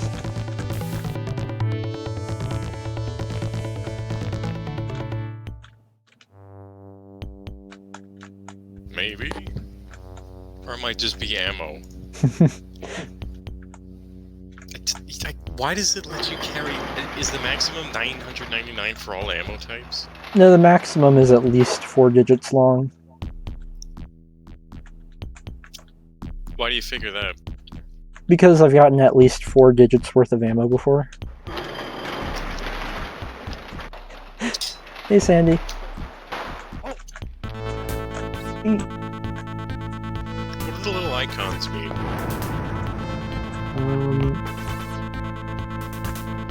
But like, Moderator, Twitch Prime. Understood. Welcome to the stream.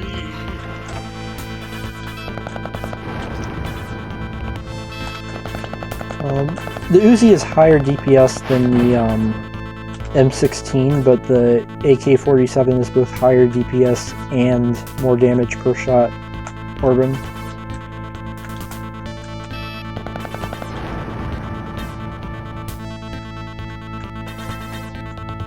I see. This is the strategy I figured would be required, just funneling them into a little hallway. It works for, like, if there's a large group of enemies, if you just, like, stand to the side of the door, it's kind of like Wolfenstein in that way, how, like, oftentimes they'll funnel in one at a time, making it much easier to handle them. But because the enemies don't actually have collision with each other, that only happens sometimes. What? Oh god, that thing really snuck up on me. Like, you'll see it, like, the music is just playing and there's just nothing that I see. How's it going, fella?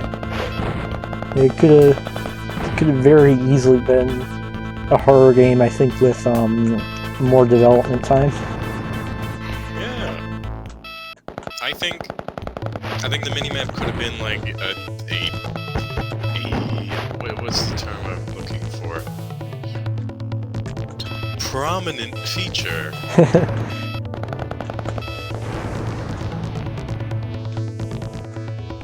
Easy peasy.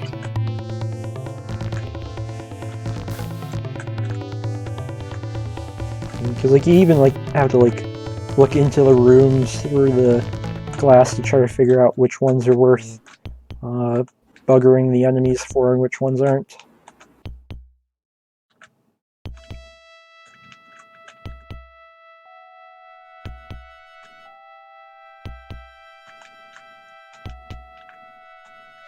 Alright. I believe there's something in here, I don't remember what. I believed incorrectly.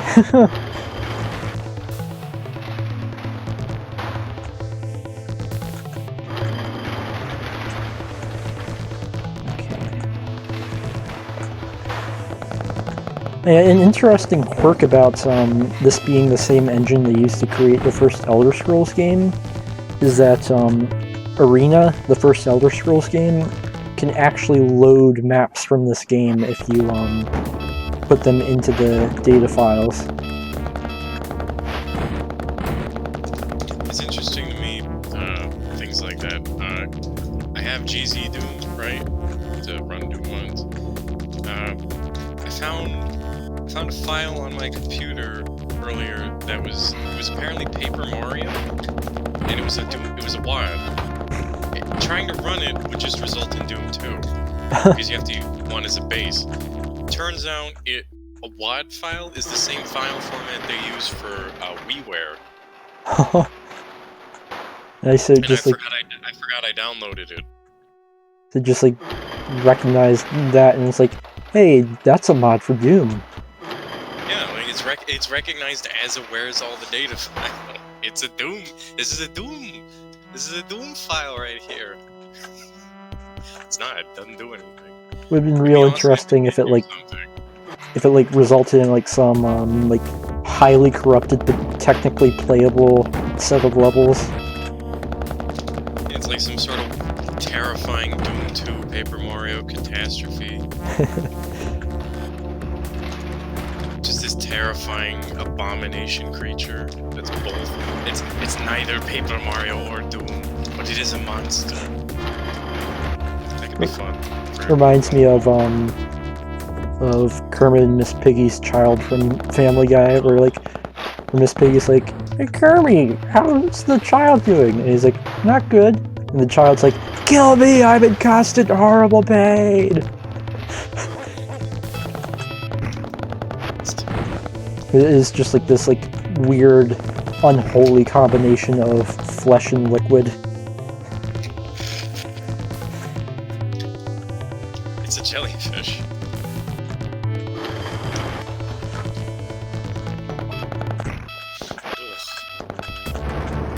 Accurate. I mean, I don't think Muppets can reproduce, can they? I mean, they were babies once, so I guess... How the fuck does it work? Yeah, but just because they were babies doesn't mean they can necessarily reproduce. Maybe Muppets are just like some celestial, godlike beings. They were made of sand. The Muppets always were. The Muppets always will be. They have died and will be born and born again. You cannot stop it. Why is there an evil Kermit then? That's an interesting question.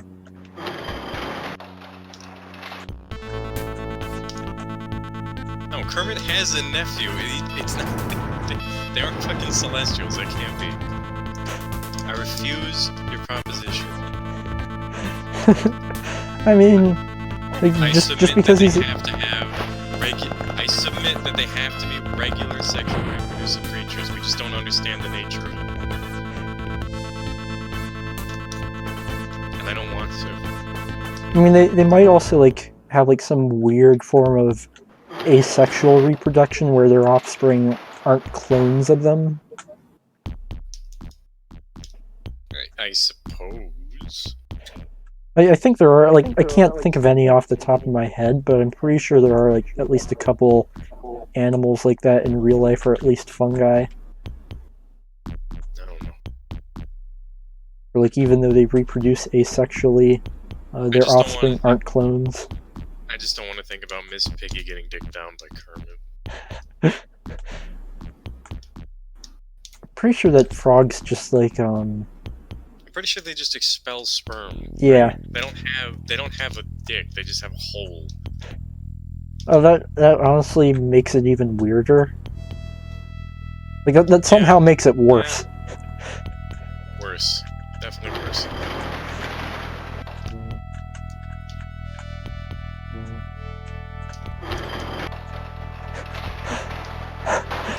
This is a horrifying topic. Yeah. Did you know pigs can orgasm for up to 30 minutes? That's something, alright. Yeah, I don't think a frog would be able to pull it off. I mean, Which like, would explain why they never did have children. I mean, I'm pretty sure that Kermit wouldn't exactly be in it for pleasure, just for business, because I don't think frogs exactly enjoy getting down with it. I think they just like do it instinctually. I think we do. I'm pretty sure we did it instinctually too. I mean, we have both though. Like, we both do it instinctually and because we want to. Although, granted, part of that want is instinct. It's all instinct. Imagine if we had to literally teach every human being that was ever born how to have sex. Otherwise, they wouldn't do it. Like, wait, you want me to what? It sounds like it could be like a funny, like, short film.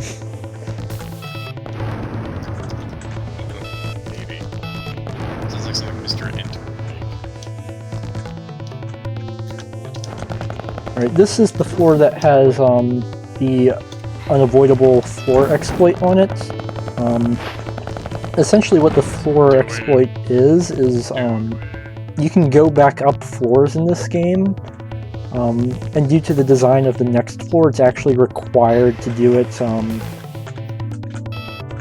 this one time, and whenever you go up a floor, for whatever reason, the game will respawn all the health and ammo you picked up, but not all the enemies you killed, so any enemies you killed stay dead.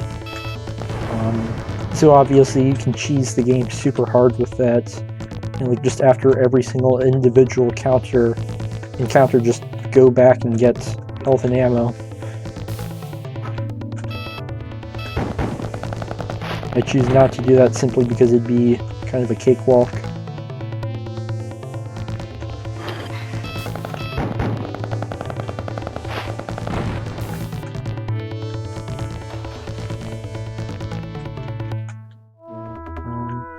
But it's unavoidable for this one floor, so just this once I'm going to take full advantage of it. I'm going to just kill every enemy on this floor. That way once I get done with the first half of the next floor, I can then recollect everything again.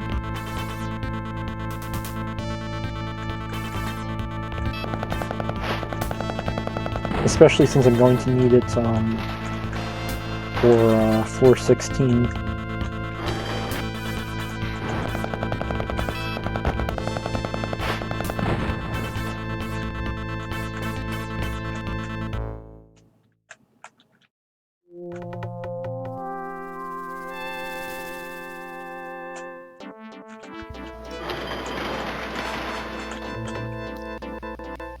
Alright, we're starting to get close to finishing this. It has 5 more parts.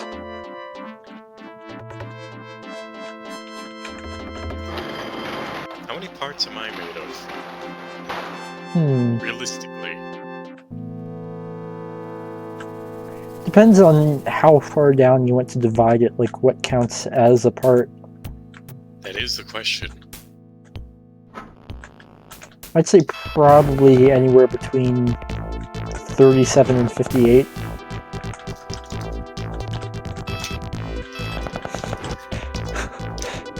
Just pulled 2 random numbers out of my ass.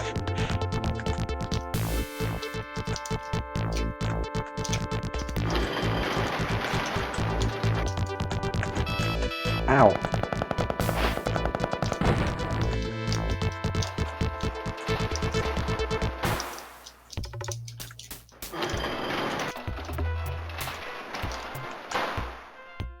So there are actually 7 level tracks in this game, but you can tell like so far it's just the same 6 repeating.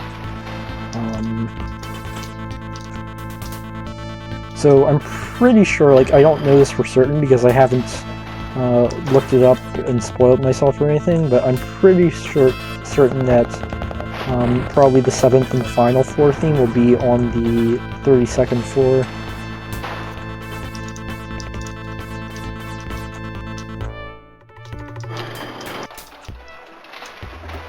It's interesting, like, there's very little information regarding this game online, actually.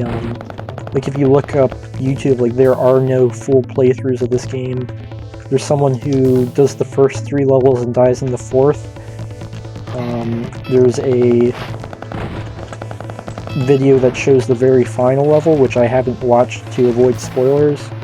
And then someone uploaded the soundtrack with Gravis Ultrasound, and that's it. That's all the videos that exist of this game, other than like one G-Man Lives review that did all 4 Bethesda Terminator games. I'm gonna have more coffee. I'm starting to get a dry mouth. Drink water instead. Hydrate, dude.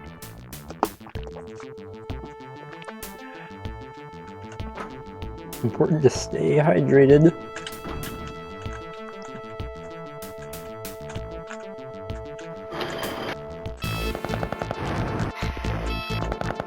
It's a very similar thing with the Terminator 2029, which is the previous game for this. And in fact, for that one, there's even less information because the soundtrack has never been uploaded, and I can't find any archive files online for the deluxe edition of the game. Only for the base game and Operation Scour, which is the add-on. And only the deluxe edition has music.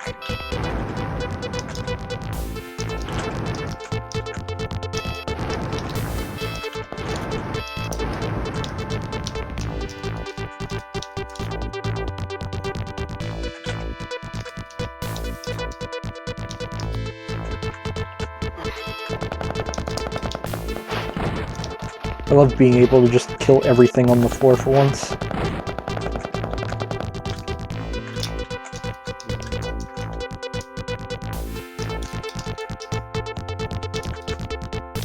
Well, you snuck up on me, but I can see you through the glass.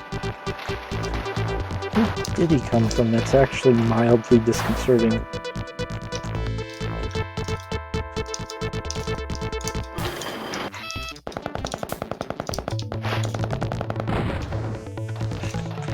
I like how that Terminator rocked back and forth. It was just like, no, don't shoot me.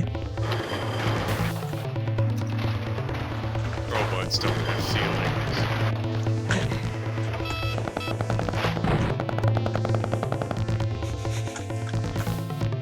Big iron on his head. Big iron on his head.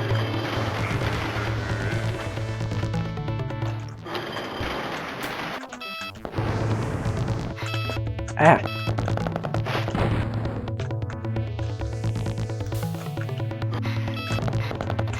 That's right, that room. A lot of levels with physical walls.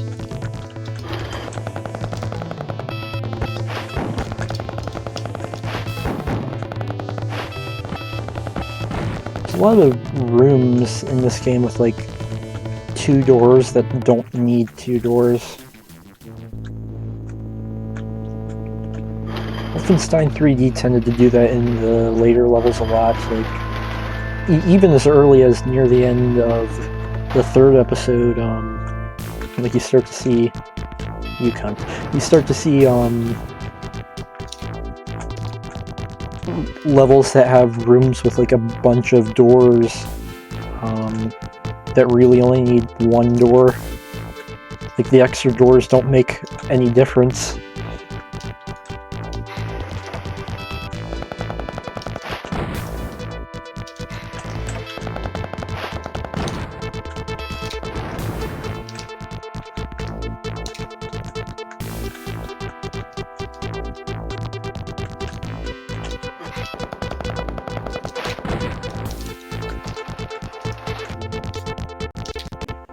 Alright, just 4 more pieces left for the VTEC phased plasma cannon.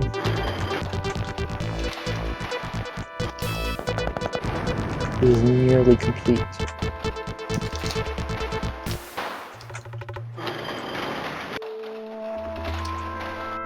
Pretty sure like some parts repeat eventually, just in case the player misses some. Though I don't think every part repeats, because that would be too nice. But if that's the case, then that means that I could potentially get it earlier than expected. And if so, that might make the Meta-Borgs a lot easier to deal with. Since it is a this game's version of a Thanos killing weapon.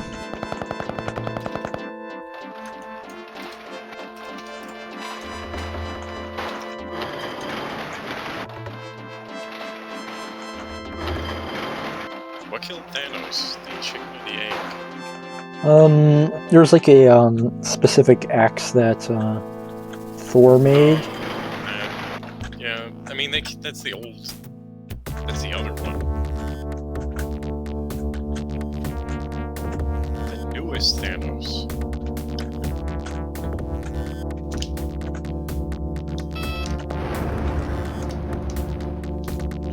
That guy was stuck, and I knew he was going to get unstuck at an inopportune time if I didn't just kill him.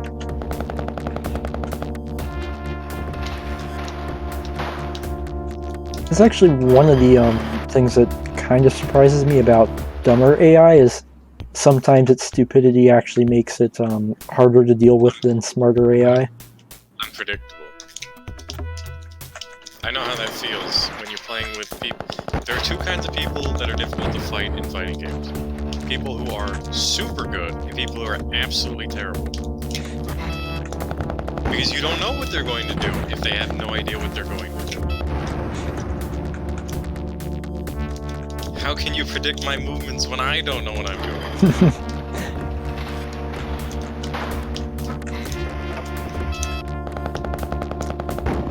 Ow. Of course, I would say it's easier to beat them regardless. A little bit of unpredictability goes a long way. Yeah, like, if someone like just has the guts to be able to just slowly walk up to you and knee you in a fighting game, just walk up and down so much.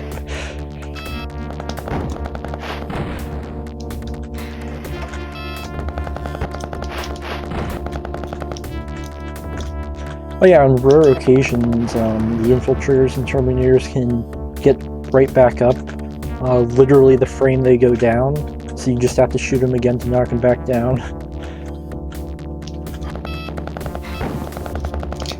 Because there's no minimum time that they have to be down for before they can come back up.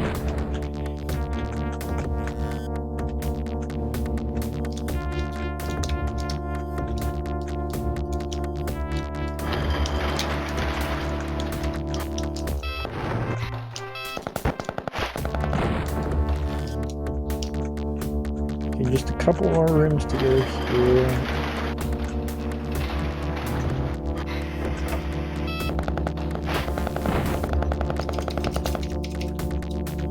Because I'm going to clear out everything so I can make the most use of this floor exploit.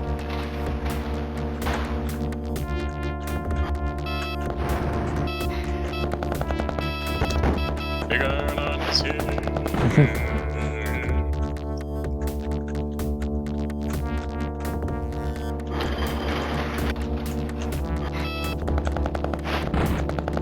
You said you're almost done with this game. Now almost done with this floor. There's still another, let's see, 32 minus 14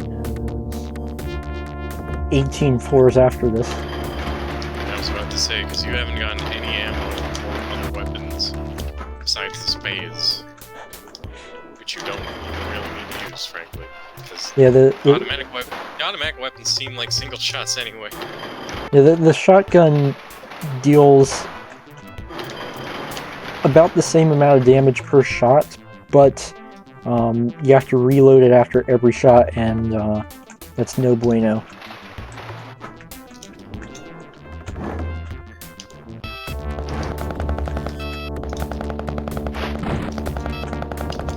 Fortunately, it seems that AI can only hit you from certain directions, so it does spend some time walking to a specific angle it wants to shoot you at.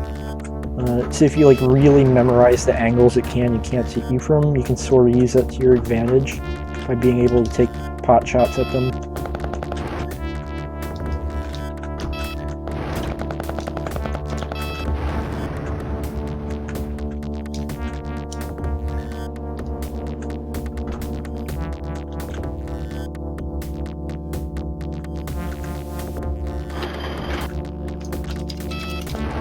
This is a sad day for America.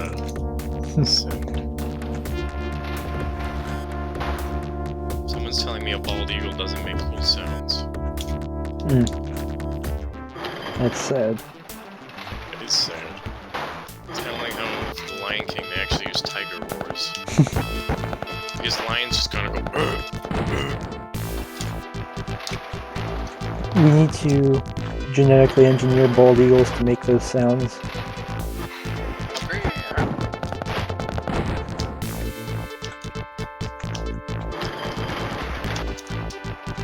Wouldn't be the first use of genetic modification. It sounds like something Teddy Roosevelt would do if he was in this generation. I mean, it is kind of the American thing to do. We don't like it, so we changed it. Or destroyed it, but in this case we just changed it.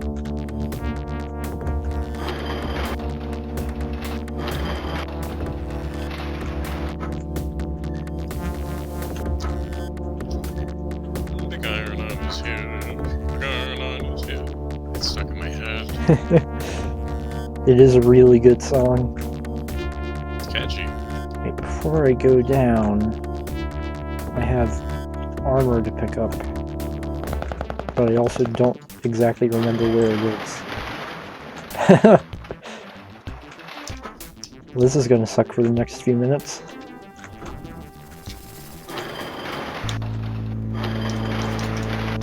I am extremely glad that you decided to join the stream, because this would be really hard for me to fill dead air just by myself.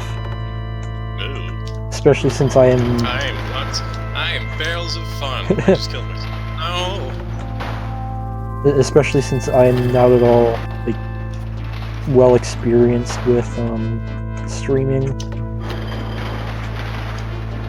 You just fake it till you make it. Have fun.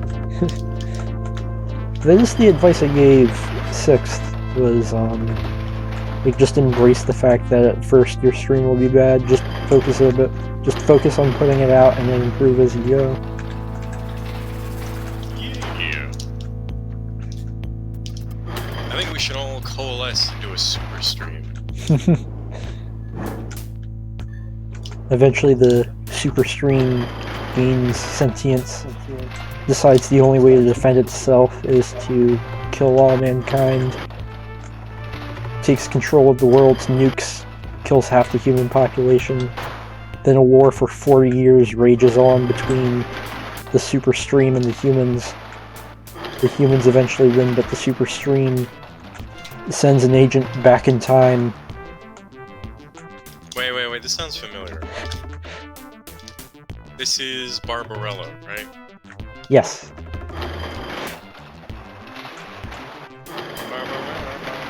Barbarella Figaro.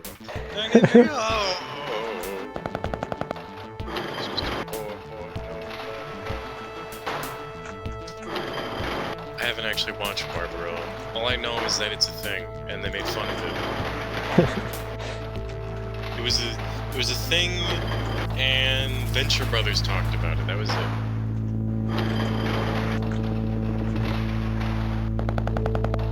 Venture Brothers is such a good show. I've only seen, like, bits and pieces of it, but from what I've seen, I liked it. I could have sworn there was a seeker in that satellite.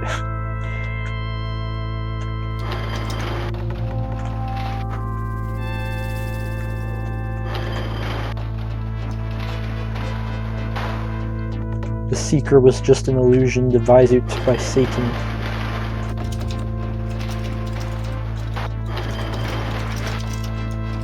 Wait, that's from Ghouls and Ghosts. Actually, Ghouls and Ghosts had a, good, if still fairly rough translation. Didn't it, though? Like, the first one on the NES, it was like... Yeah, Ghosts this and is a Goblins was pretty bad with the translation.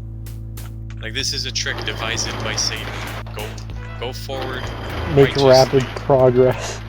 And like, half the larger words are misspelled.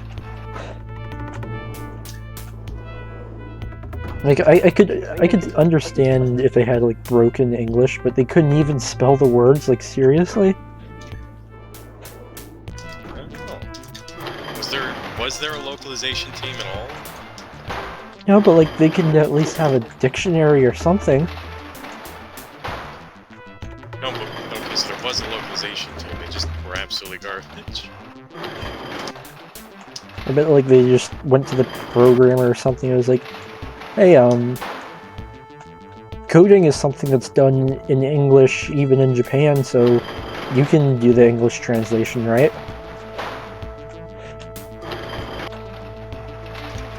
Yes, above is a devil put aside for me.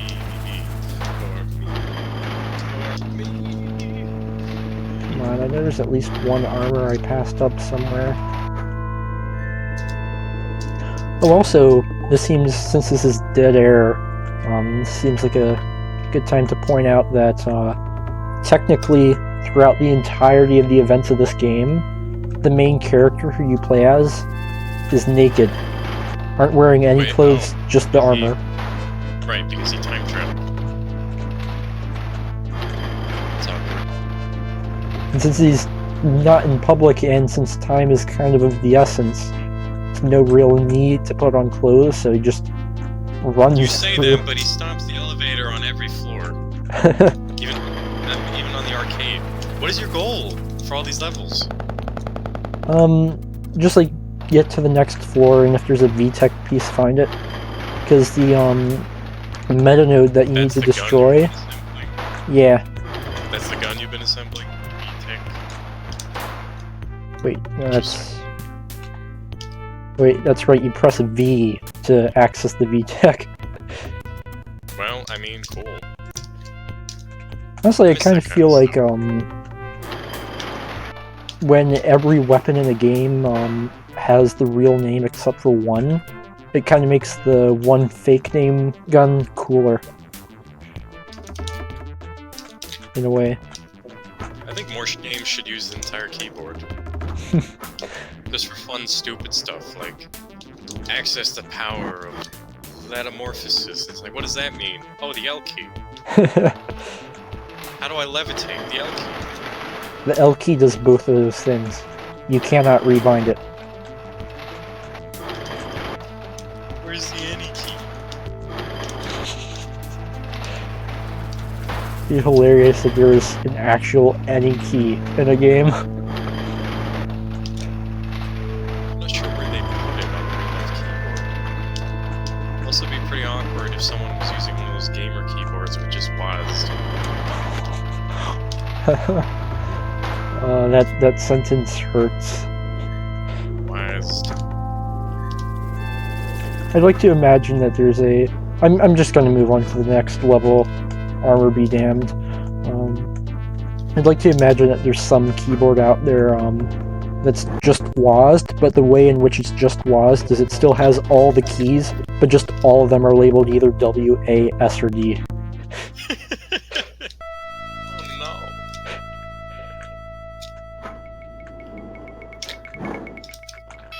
That'd be terrible.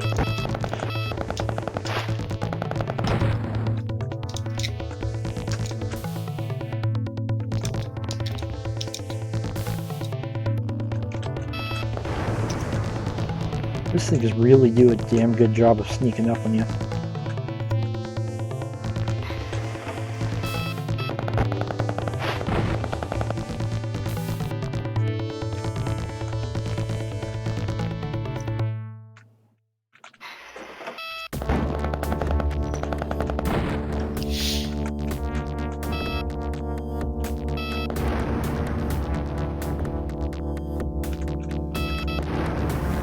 Okay, I know there's more coming, so I'm just gonna wait here for a bit.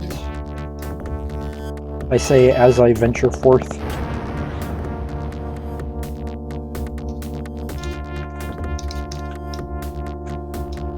Oh!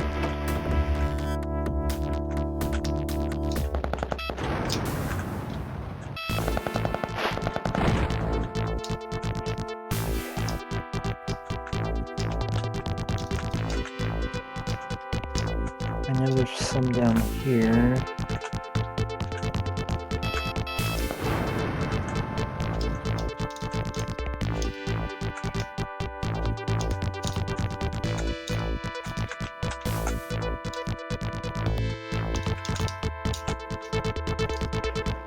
At least this game has a mini-map though, because it would be way harder to navigate crazy mazes without it.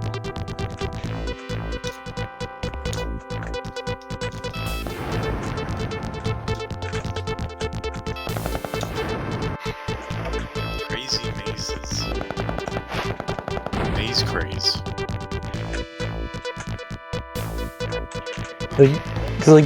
I showed one of the 3 people who made this game a picture of the map for the second level. and his reaction was essentially, what the fuck was I smoking that made me design that maze?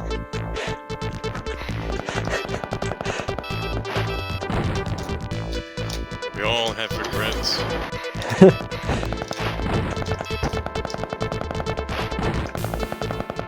The V-gun looks like Heavy's minigun from TF2 almost. It's got that weird barrel thing on the bottom. I assume for him. I'm pretty sure it's essentially just supposed to be like an extremely jerry-rigged version of a gun that's actually used in the war against the machines.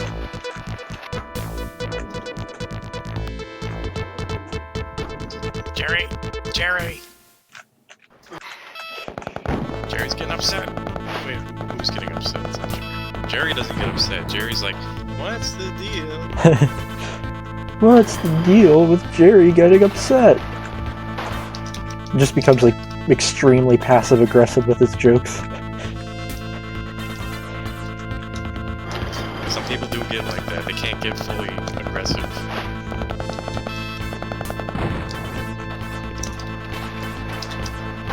I do not remember where the access card is, which is a shame.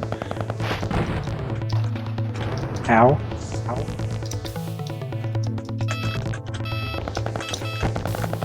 I just like lightly scratched my neck. I hope that didn't pick up on the mic.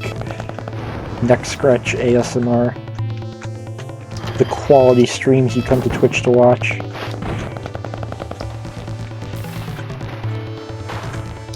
Some people are into that, maybe. So, I wouldn't know. I only know one person. No, I know two people who are in ASMR. They're completely different things. It's like an entire... It's an entire new media. It's not even like a genre of media. I'm not at all into normal ASMR, but and this isn't even a joke. I use Zero Master's speedrun of TNT Evolution on Nightmare difficulty as ASMR. I don't understand that. I don't understand so many things. Maybe I should start using GameCube noises as ASMR. Put me to sleep. Just 3 hours of...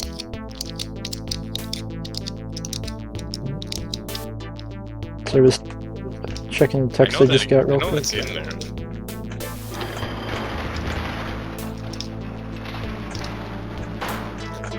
There's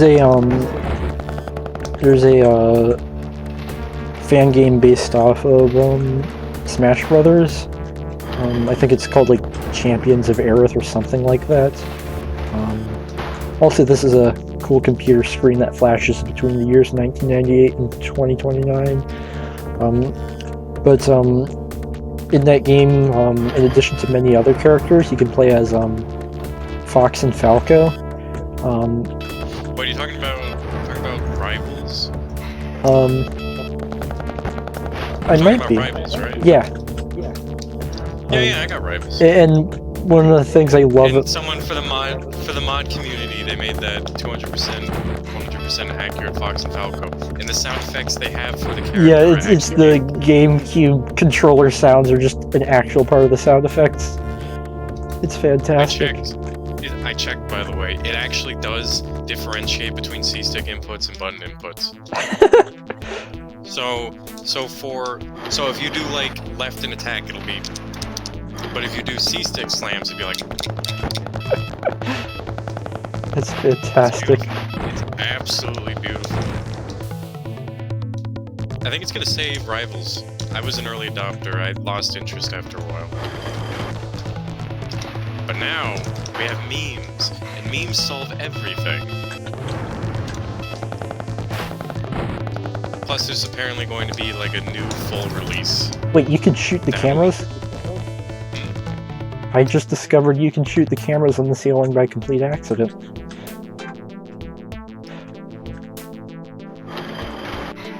Oh yeah. What did the cameras do? Just camera stuff. to let enemies know where you are, maybe? And it just bogs back and forth like a camera. Doesn't help the Terminators, it's just like you're me just going in there 8 hours a day to earn that bread. Then the camera packs up at the end of the workday and goes home.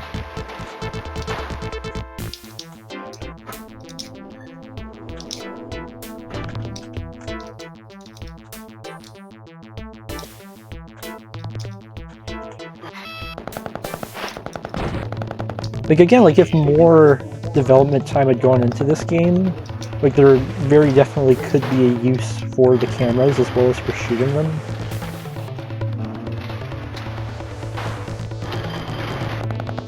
I wonder what other things you can shoot. It might just be like the tubes. It might not do anything. Yeah, I think it's just there to look cool.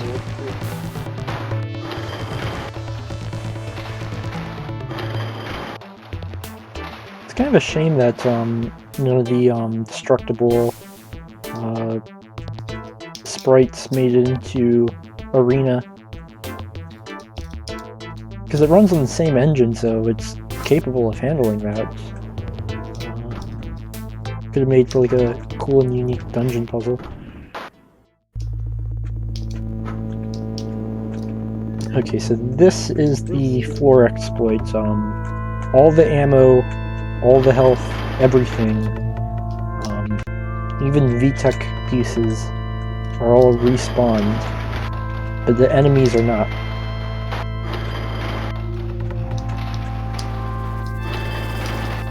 And since it's unavoidable, I'm going to make use of it just this once.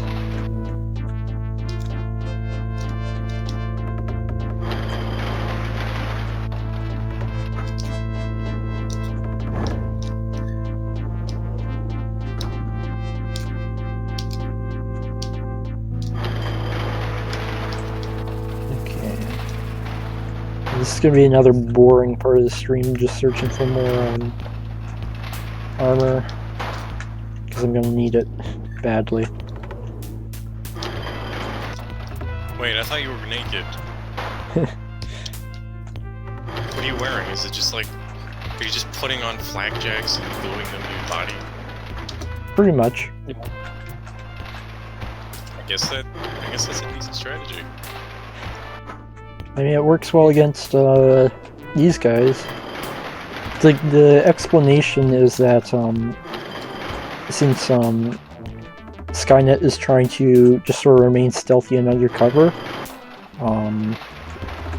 it doesn't have access to the same resources it did in the war, and so as a result the machines are weaker than in the war. Machines! I think that's also the explanation for why only the meta node is immune to normal weaponry, because only the meta node is from the future.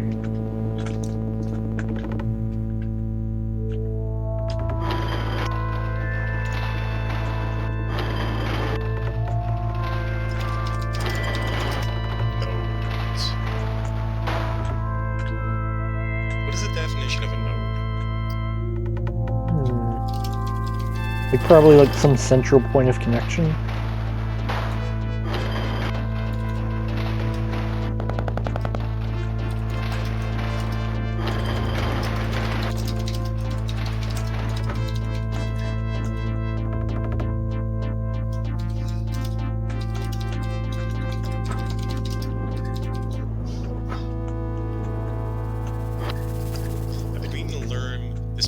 The specifics of neural networks. I gotta get around to watching the video.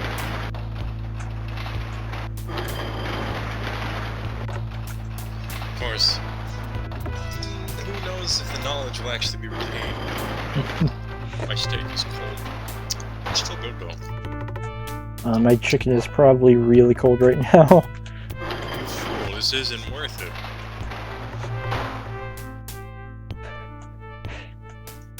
Chicken ASMR. Oh.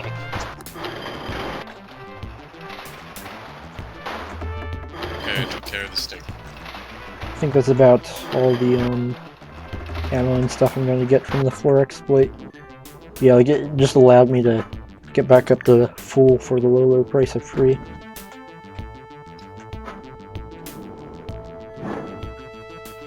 Okay.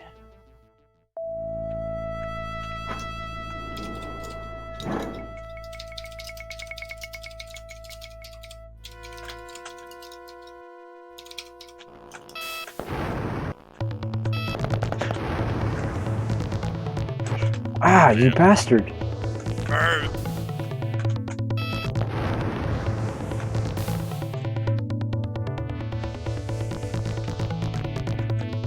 What I miss?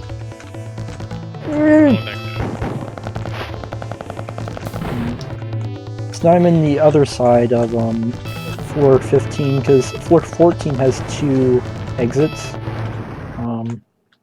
and in floor 15 there's 2 pieces that are completely disconnected from each other. One piece has the key card and the other piece has the exit.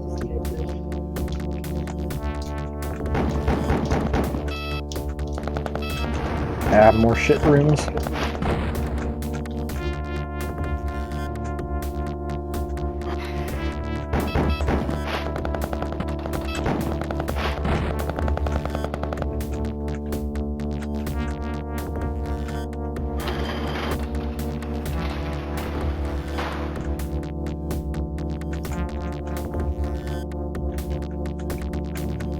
Okay, another VTEC piece acquired. Nice. So you're gonna actually use the gun once you get all the parts? I believe so. It's like supersonic. More games need rewards like that. Turok Dinosaur Hunter had the, what's it called? The Chronoceptor, if you get all 8 pieces. Okay. Gonna drink my coffee, I'm going to pray to Great Atheuso, and I'm going to prepare for the hell that awaits me on floor 16. What if you were just sleeping, or you're trying to sleep? It's a cold autumn afternoon. No, you're not sleeping on an afternoon, it's night. It's nighttime. There's a moon out. It's cold. You're sleeping. You're trying to sleep. You're not asleep yet. And then you hear off in the distance, I am Dora. You look out your window and there's nothing there. So you climb back into the covers and pull them over your head and you hope it goes away. You're rapping at the window. I am Dora. It's all closer. At this point, you run out of the room. You close the door behind you and hear the shattering of glass. Then, silence. Wait, it's a Meta-Borg, not a Meta-Bor. I think Turok wouldn't do that. Turok wouldn't do that. He's got better things to do. Unless you were a lizard person. That's the twist. You were a lizard person. Are there lizard people in Turok? There are, right? Those are the bad guys. I think in Turok Evolution, at least. Maybe in the other games too. I've only ever played Dinosaur Hunter, and a little bit of Evolution. Hello. Rose. It is Andy neat. Goodbye. Okay. Ah, no. So, It's just the enemies in this level are bastards.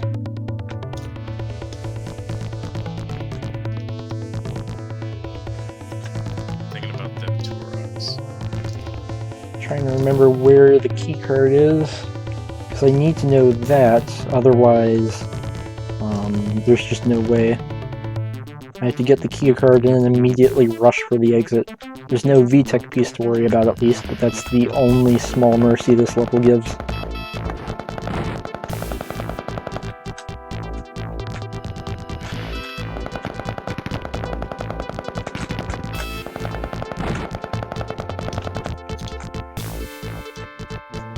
Okay. I think I remember where it is now.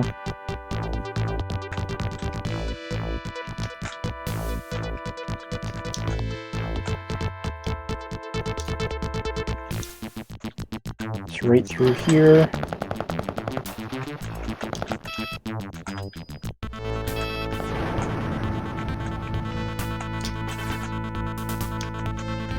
And then in this room,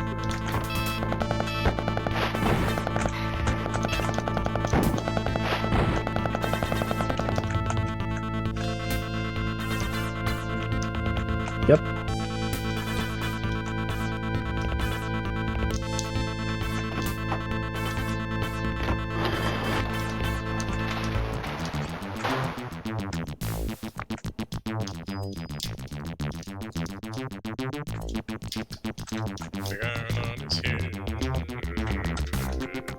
I remember it's through here.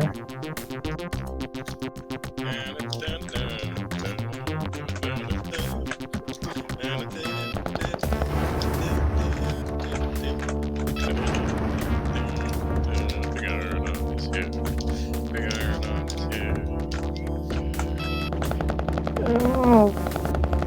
Okay.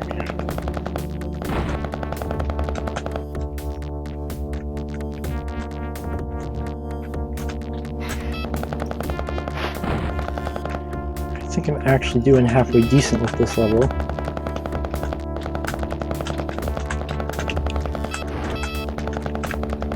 Just gotta keep moving so he can't get to me. But I also can't get to him and he's regenerating. Okay.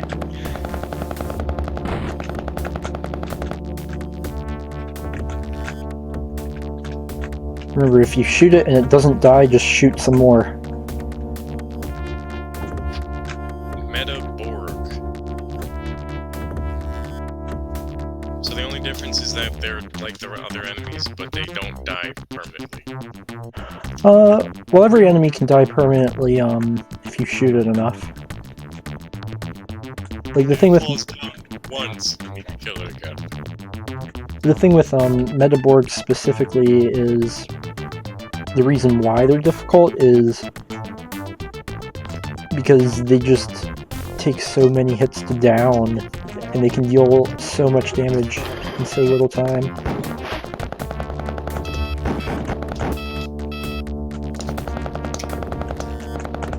Get me to the exit! Okay. This is the furthest I've ever made it. If I kill this first enemy, that is. This is the furthest I've ever made it. Oh god, more Meta-Borgs.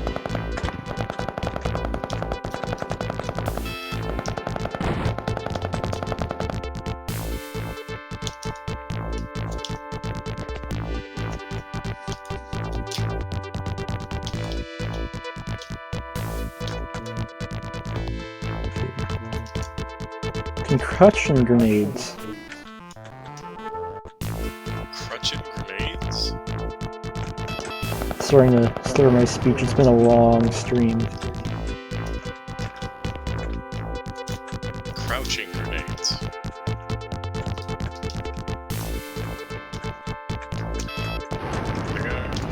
Crouching grenade, hidden explosion.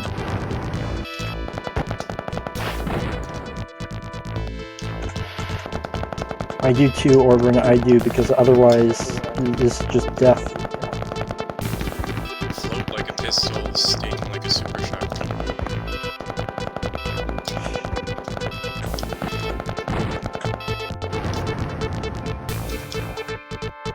Really doing a number on my ammo too.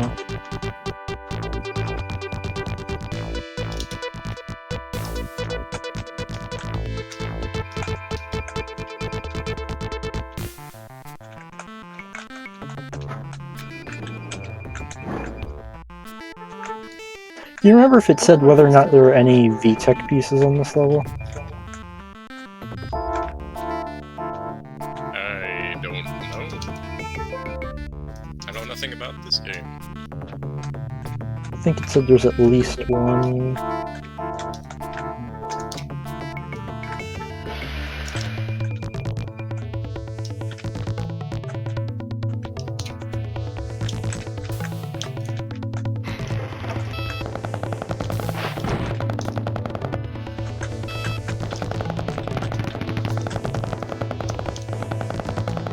Okay, so if I stay really far from these guys, they can't hit me, but I can hit them.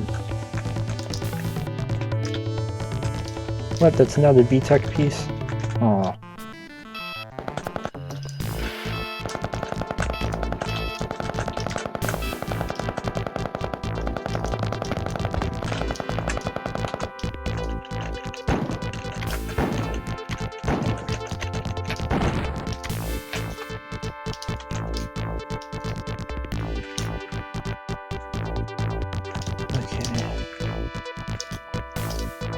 The complexity of those rooms scares me.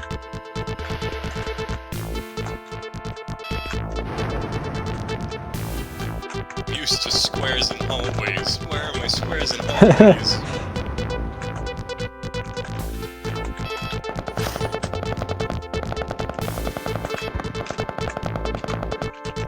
Oh.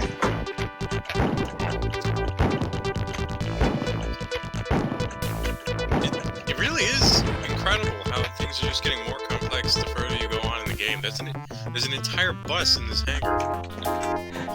I think that's a bus. It could be like a ticket vendor, maybe. It's like a booth. I don't know. It looks cool.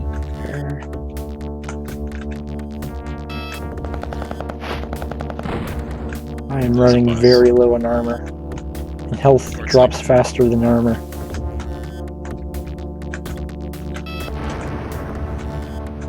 Does this game work with you lose armor and then health? This game works, the less armor you have, the more likely you are to lose health.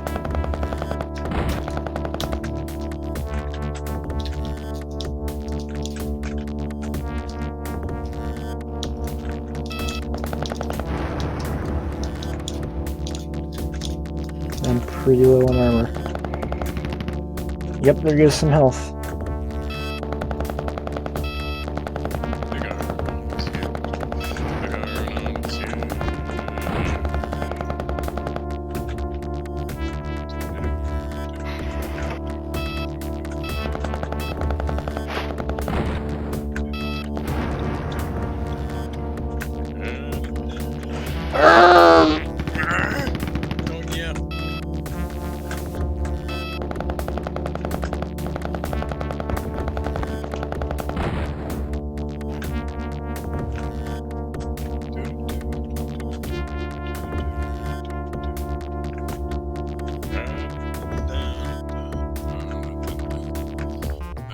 This is likely going to be the last level I make it to. I don't think I'm going to survive much further. But I'm damn sure I'm going to try.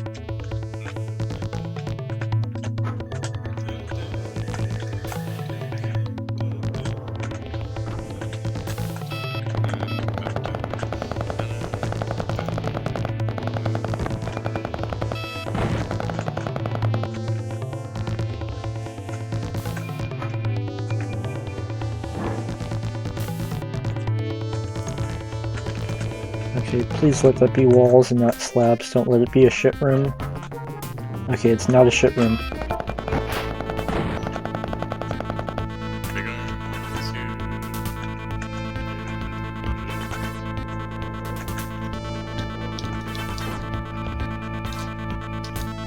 I'd like to imagine that we are just voices in the mind of the main character of this game. We're nailing Kami. We've been absorbed. And now we exist in the consciousness of the main character. And we give him power.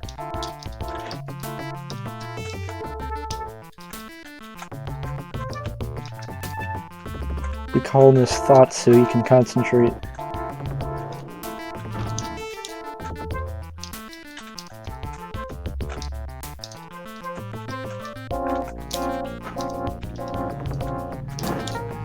Well, that's a useless door.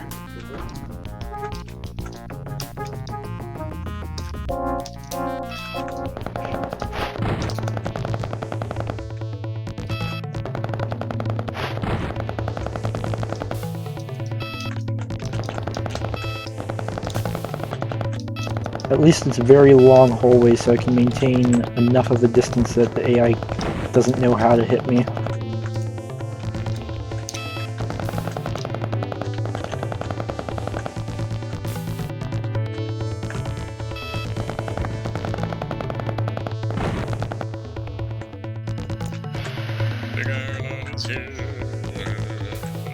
Oh, those are concussion grenades. I thought it says comp.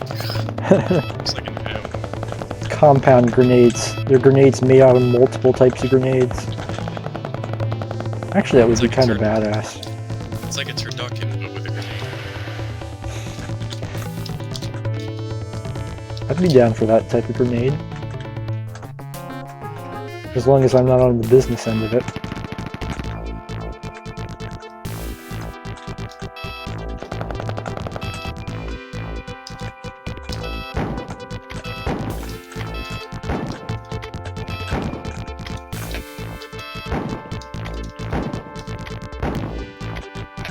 Kind of running out of ammo here, so I'm going to switch to shells.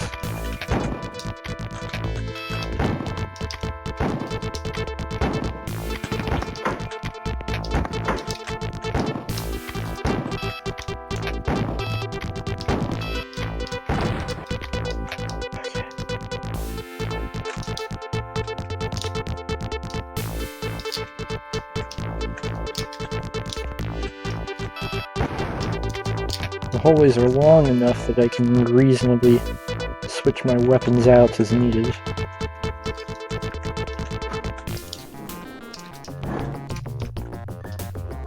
Okay.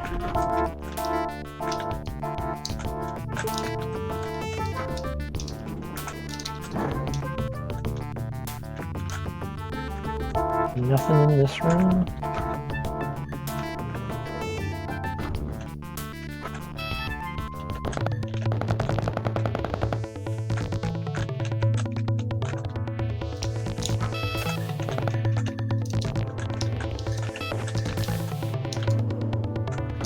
Okay, so I got him out of there.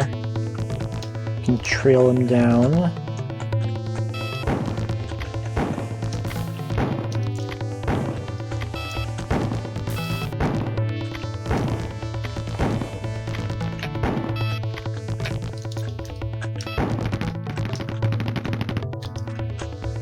This is how we used to win games. We just exploited weaknesses in the AI. Yes.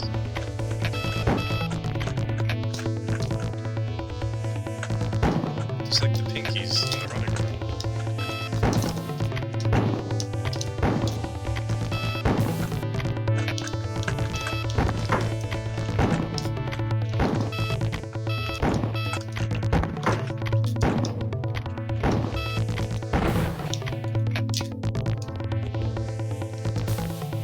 Those bastards don't go down easy.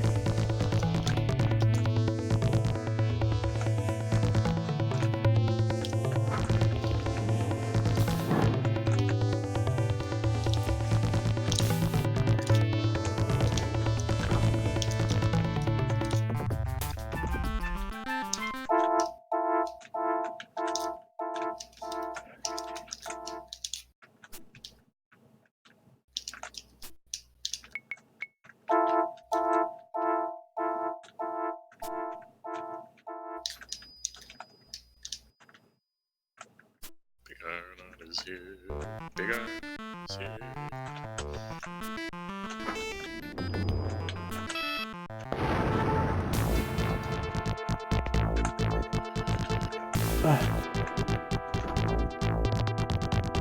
Each potential next corner is just death. I mean, each next corner is potentially just death, rather. Alright. This guy's getting close. Is he gonna come over?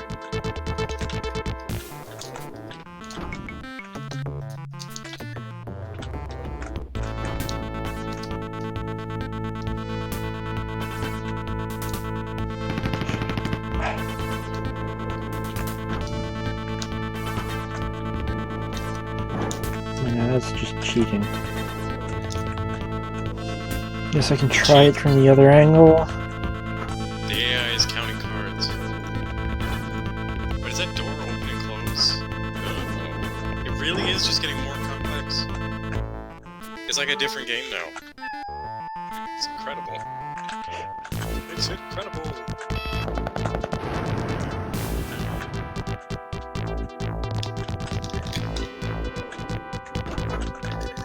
This really could have made for like a great horror game, like just have 32 floors that are all vastly different from one another, or at least different enough.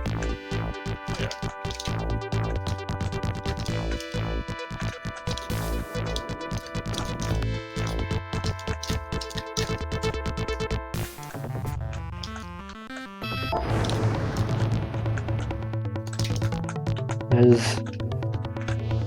some armor. Yes. It's not a lot, and there's no health nearby, but it is indeed armor.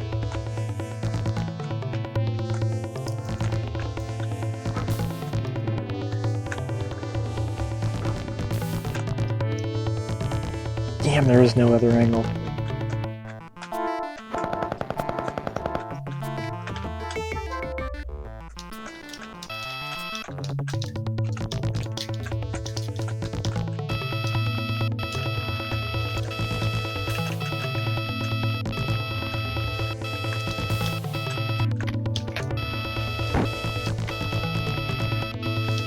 Come on, there you go.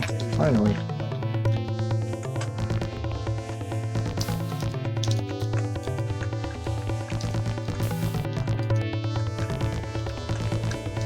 There has to be a new weapon somewhere, otherwise this just isn't very possible.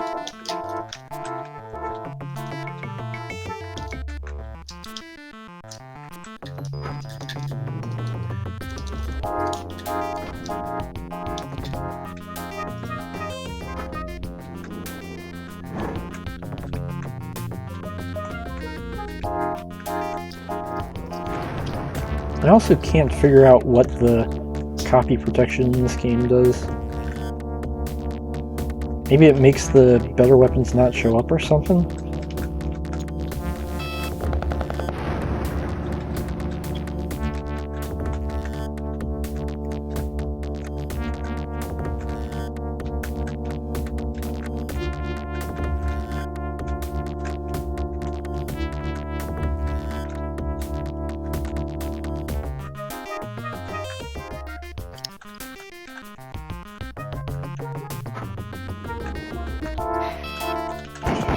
Oh! At least I didn't take much damage from that, but that's still really bad.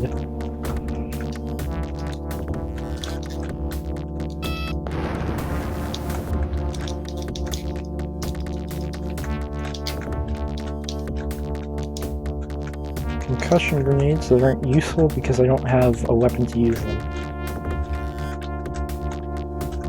Unless I press like G or C or something? No.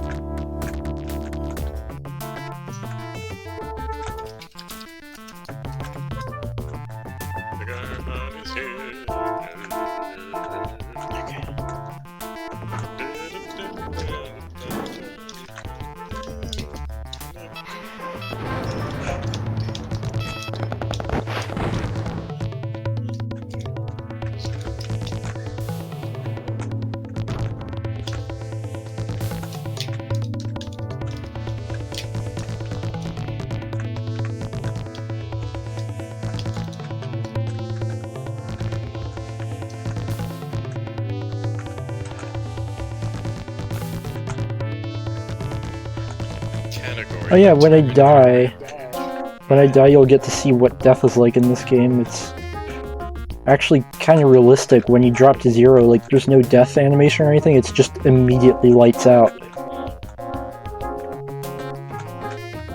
And then after having a black screen for like a second and a half, then the game over animation plays.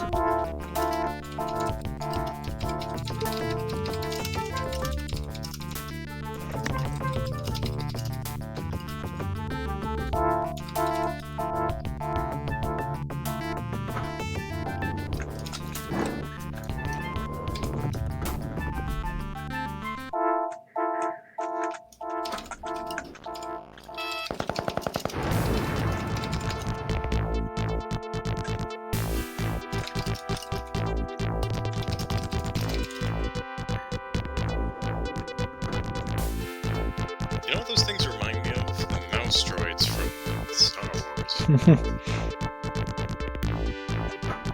You're just lucky there's no Gaunt droids here. They are indestructible.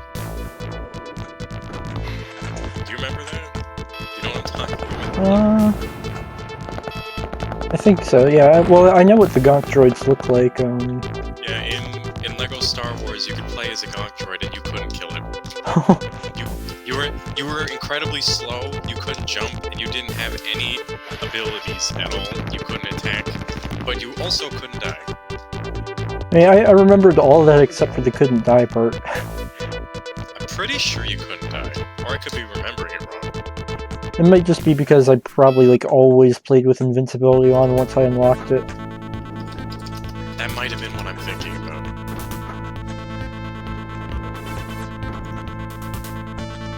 Gonk droid. Gonk droid.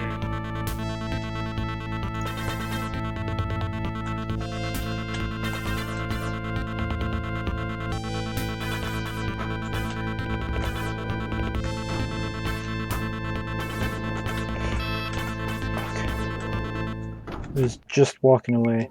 Now it's probably coming back. Yep. Okay.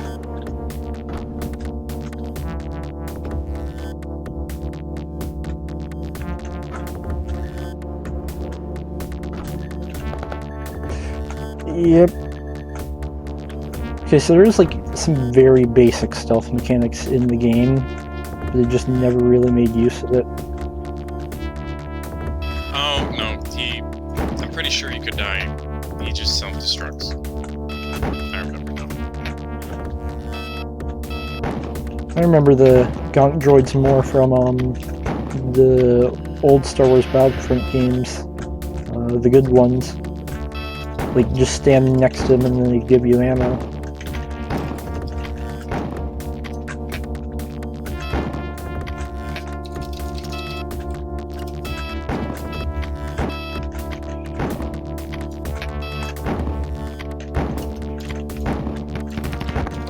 Ow.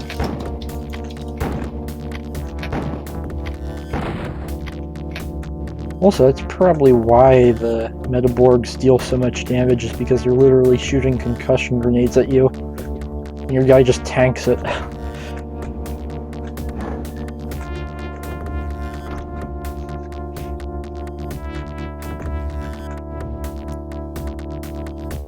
I mean, he's humanity's last hope, so at least they picked a damn good guy to go. He can tank a concussion grenade. Anyone can tank a concussion grenade. In TF2, they were used as the easiest form of transport, because they wouldn't do much damage, but they would knock you all over the place. And then you'd be able to bunny hop with momentum. It was a really interesting system, because concussion grenades cause your screen to go all woozy, so you'd have to be really good at managing yourself in order to get the most benefit out of the speed. Shit like that isn't in games anymore. You have an ability and it works this way and it's balanced perfectly, and the next patch is totally going to balance it. And don't worry, it's not skill-based, you just have to acknowledge that it exists. Anyone can do it and feel good about it. Whee! I would be pleasantly surprised if rocket jumping made a return in Doom Eternal. It does, doesn't it? And it's got that grappling hook. Oh, fuck! Fuck, fuck, fuck!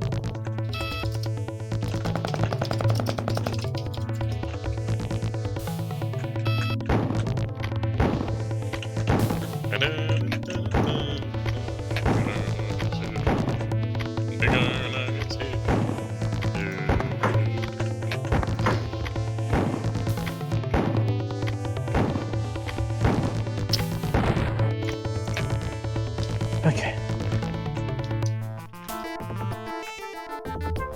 Just turn the corner, he's just right there.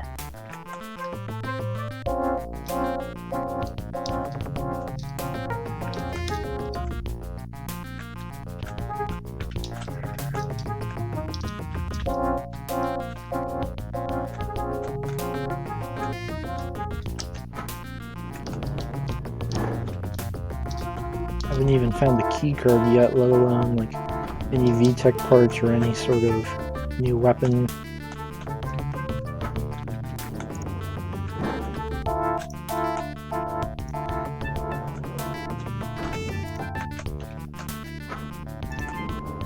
Like, this game on hard difficulty without saves has got to be one of the most difficult things I've ever played. Even if the basic mechanics don't take a whole lot of skill. It's just like having to be able to go through all 32 levels in a row while keeping in mind that sometimes the RNG can really screw you over badly.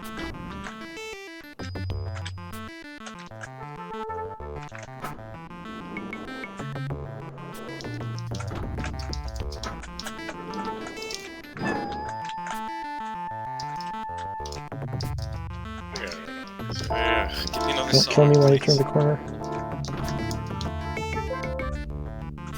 Okay. Yeah, I honestly was not expecting to get this far. Does it reset you if you die? If you're not using saves, yes.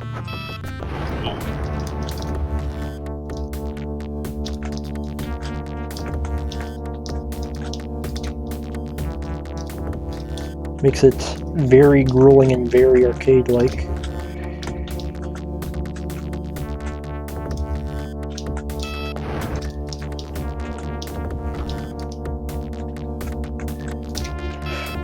Fuck.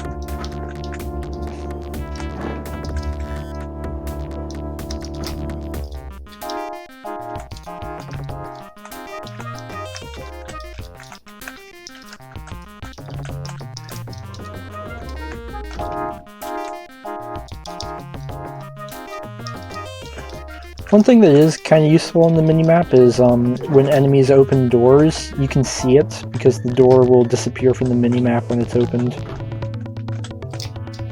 It's like one way you can tell when an enemy is hot on your trail.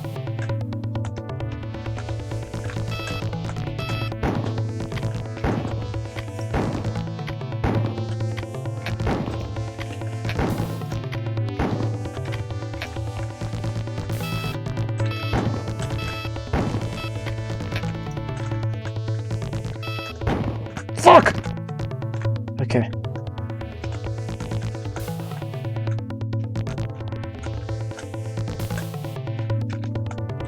Come on, you bastard.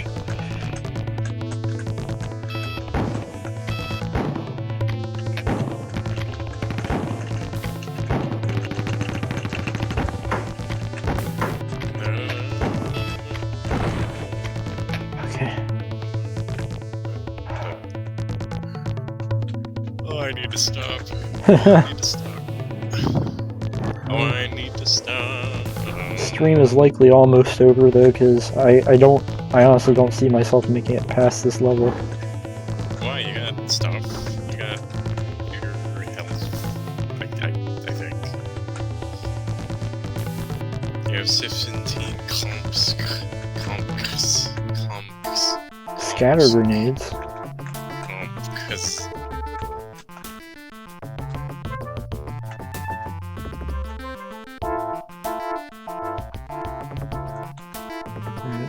So there are scatter grenades. That's interesting. That's what the scat is.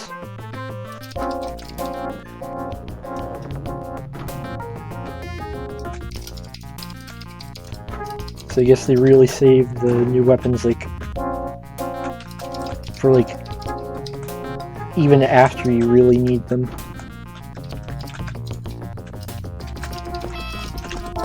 Come on, no. I'm holding down the button. Why is it going manual? What? I don't know. Turn it off and on again.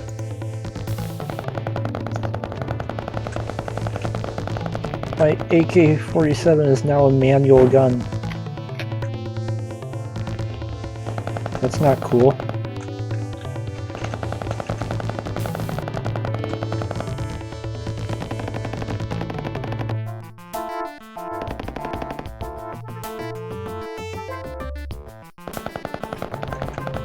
Oh no. Why did that happen? I mean, it is a Bethesda game, there will be glitches.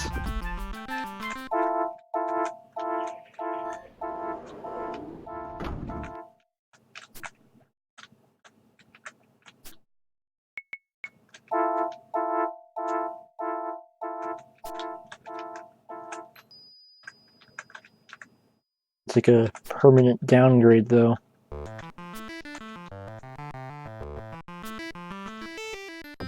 Hopefully it'll be one of those self-correcting glitches, like maybe when I start the next level, if I make it that far.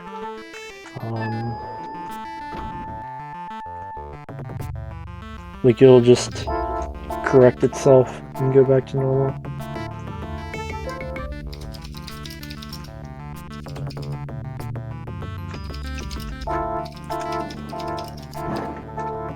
Okay.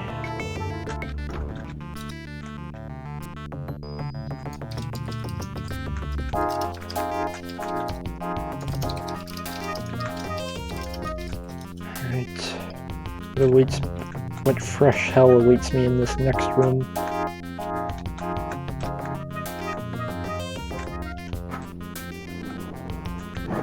I just don't understand this complex. There's an underground area with like trees and grass, and then you go further, it's a storage warehouse, and then down there's an arcade, and then There's a gymnasium. What gun is that? It's guarded by a robot.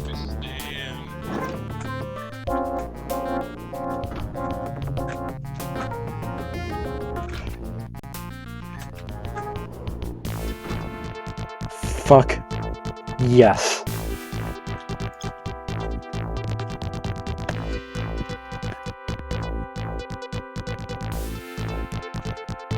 What is that? Some sort of grenade launcher. Uses the scat. He uses scat, yeah.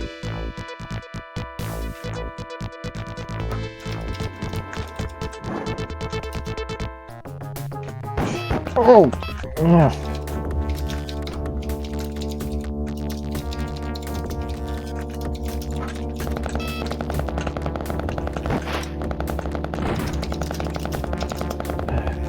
The AK is manual now.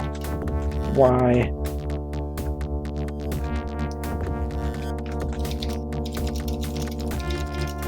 What did I not do yet to deserve this?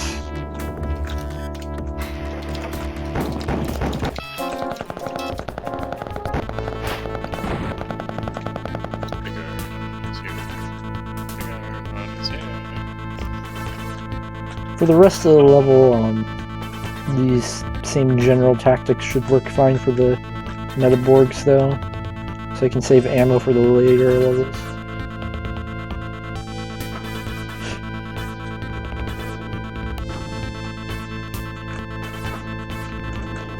I say that, but then this fucker shows up. What was that? Maybe it's scattered all over you.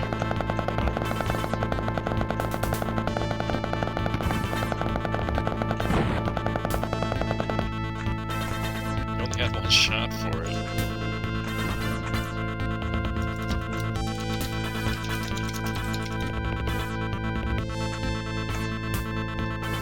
Am I able to switch modes at all? Oh, I am. Oh, I am. I can just keep pressing the F7 key and it switches between the 3 different ammos.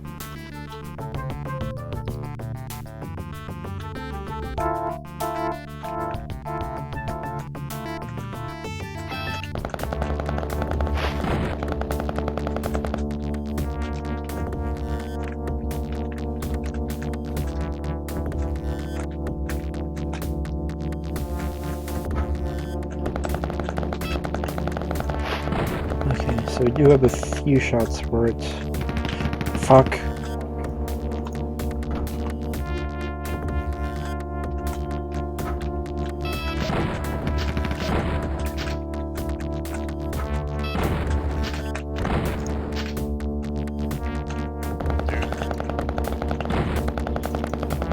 Okay, that deals a ton of damage.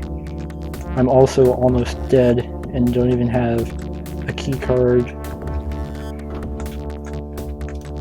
What was that noise? Please let that be the door closing.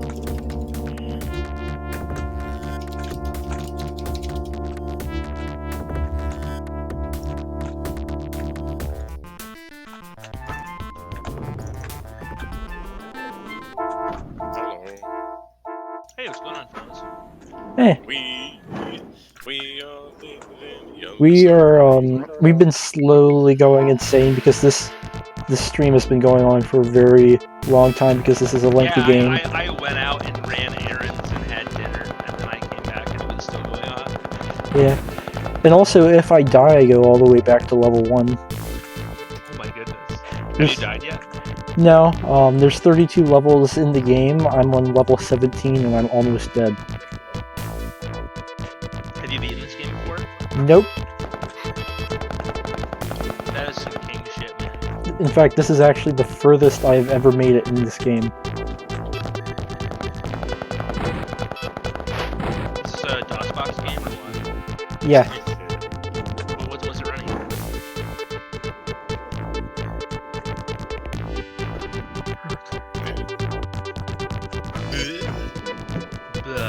Hi, doggo.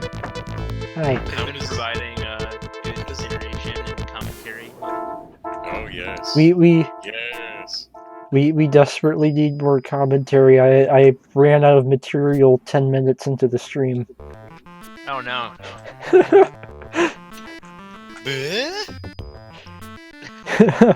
But yeah, what does this game run on?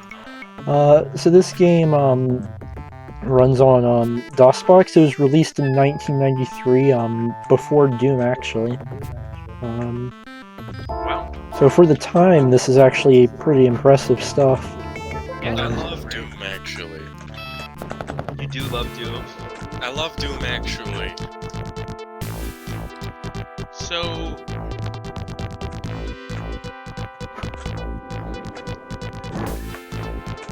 So I know you're obviously not going to do this because you're an artist, but so you could use DOSBox and check up save states, right? Yes. I believe that's what he said. Because otherwise he just goes back to the beginning. That's wild. Classic. Shoot it until it stops moving. and then shoot it some more. This game takes it a step. Fuck. This game takes it a step further. You can't just stop once it stops moving. You got to keep shooting some more. I'm sorry I can't provide any more interesting commentary. I have to go noisily now. You don't have to. I'm going to. I've been eating steak this entire time. I have chicken that's getting colder and colder. And fries. Are they tendies? Actually, yes, they are. That's fucking awesome. I had a Vietnamese sandwich for dinner. It was pretty good. What does a Vietnamese sandwich consist of? So, it's basically Vietnamese French fusion food from like French occupation of the area. So they would make baguettes, but it was too expensive. So you would cut it maybe a third to 2/3 in rice flour to keep the cost down.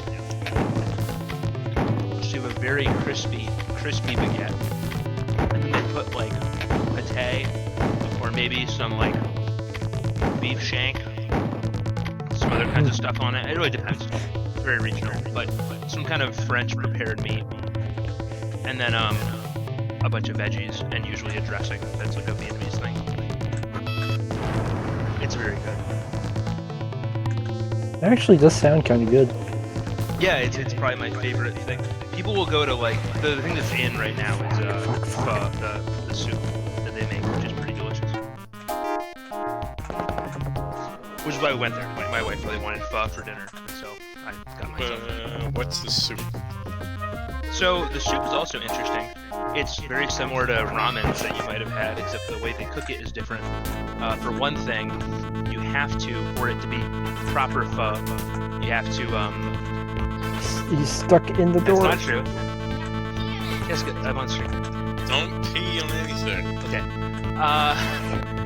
So yeah, for it to be proper pho, you have to bring the broth to a boil, and and then you add all the ingredients to it. So like all the meats and stuff cooks raw in the broth. Also, the noodles are huge, but it's otherwise very similar to ramen. I'm actually a fan of big noodles. Yeah, they're really good. They're really chewy. Key card. Tons of veggies. It also has a gun. Right, Godspeed, QSHV. Thank you. You're a madman. How are you supposed to pronounce your name? Just however. Okay, I'll just spell it out. Quiz. There is no one correct way. It's like with XKCD, where the goal is to make an unpronounceable name. There are many mysteries of QSHV. Pronunciation is but one. Orburn pronounces it Q-Shiv. That's another correct way to pronounce it, but not the only correct way. I like Q-Shiv. That's funny. Q-Shiv works. Alright, well, Godspeed, Q-Shiv. I will be watching the stream. Peace. Alright, take care, man.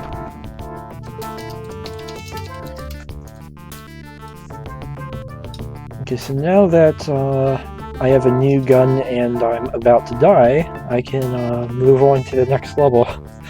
Because I found the access key.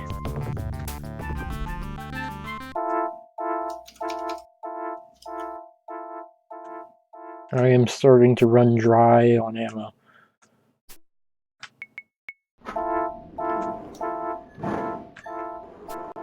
Okay. My wrist is actually starting to hurt a little. Wait, why? Because I've been playing this for hours. Like, only very slightly and only when I move it. Okay. Don't kill me immediately. Okay. It's still not... I'm going to go back and forth just to make sure there weren't any VTEC pieces. No VTEC pieces.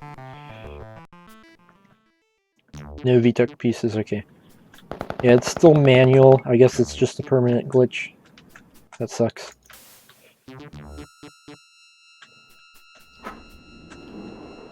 I promised someone I'd play TF2 with them tonight. Scream Fortress. Ooh. And I just realized they just asked me.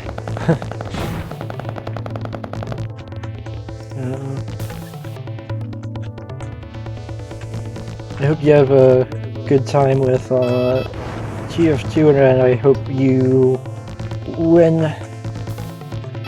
Win. It's not about winning. It's always about winning, but it shouldn't be. Because if you start getting obsessed with winning in TF2, you will lose your goddamn mind.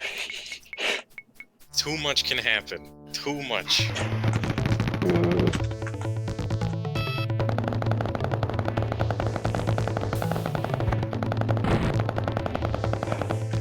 89.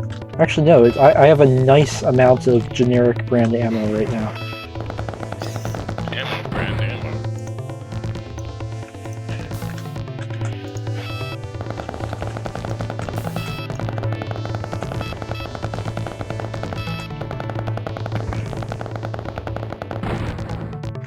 .41 ammo. Oh no. This is the end of me.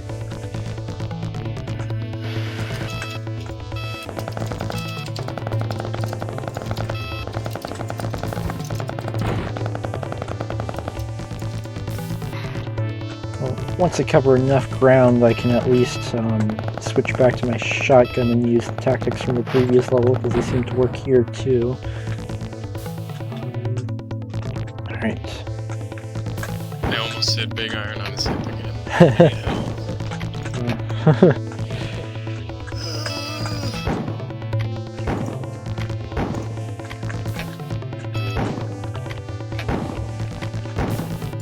Come on, die. Die, you fat bastard.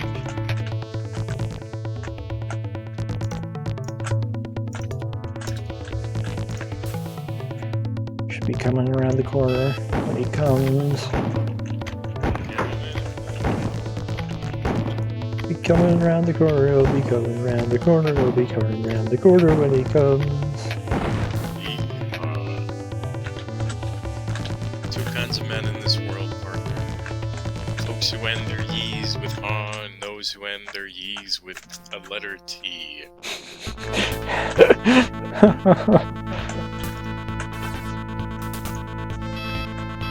I stick with the old ways.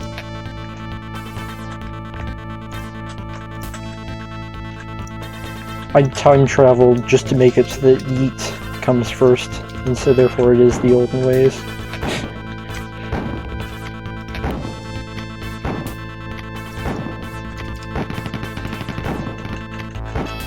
Oh god, it's getting too close. Oh no, there's another one! Snuck up on me.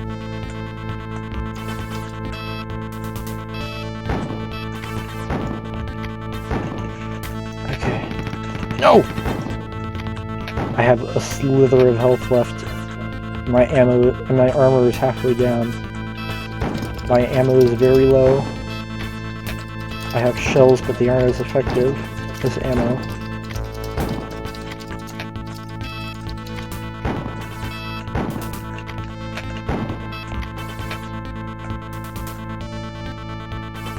Coming around the corner when he goes.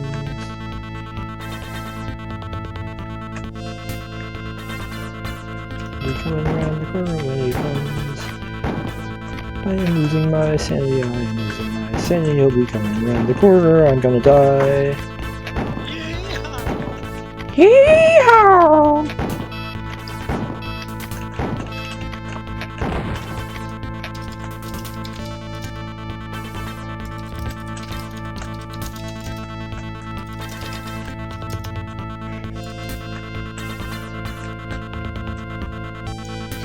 Where is the other one?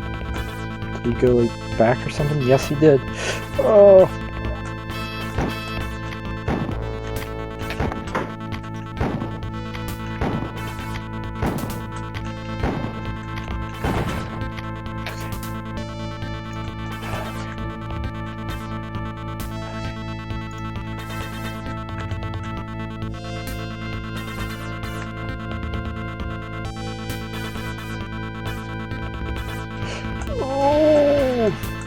The sound when you pump the shotgun is like gross. It's like some sort of like liquid swishing together. It sounds kind of like... I don't know. I have to hear it again. Probably the sound of my own blood inside the chamber being swished around. With the fresh blood intermixing with the coagulated blood.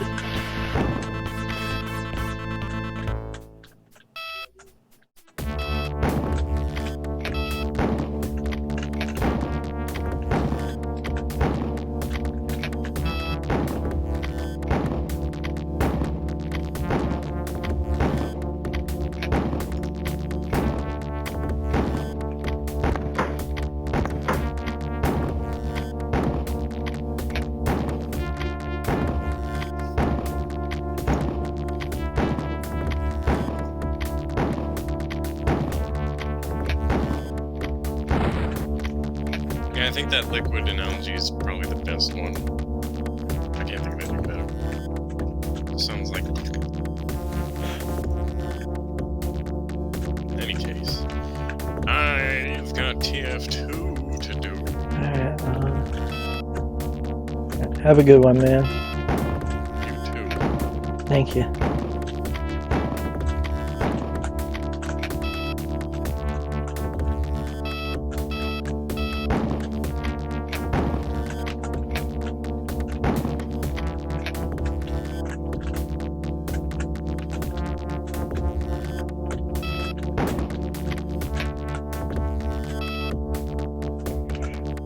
Eeg. Well, at least I have knowledge for floor 17. Somewhat. But this is being uploaded to YouTube, so I can always review the footage.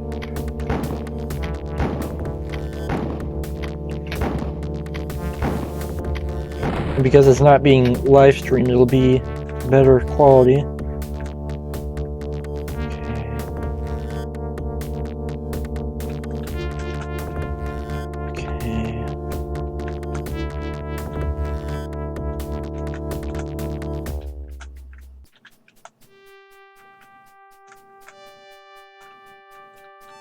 Okay.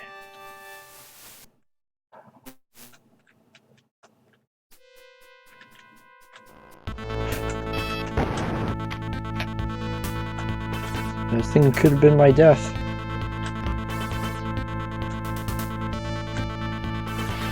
Oh no!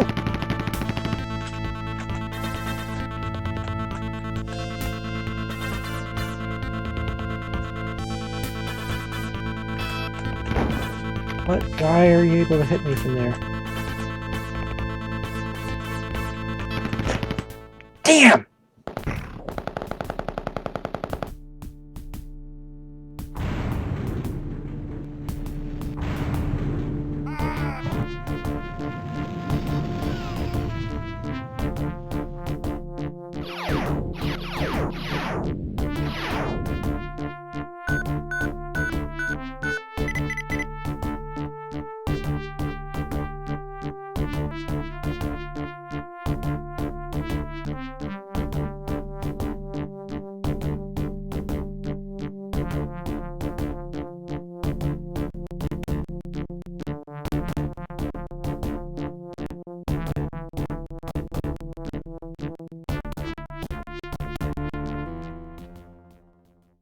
Oh, okay, I think it's gonna be the end of the stream. That was a long stream. This game is really difficult. I might stream it again sometime. Won't be anytime soon, but like when I am much better prepared and know all the floors. Yeah, I think that does a pretty good job of showing off the game for what it is. So yeah. Thank you so much to everyone who showed up, even if you only showed up for a little bit. It's very much appreciated. I had fun streaming, but I have been streaming for 3.5 hours now, so it's starting to get a little tiring. So have a good night, y'all. Peace out.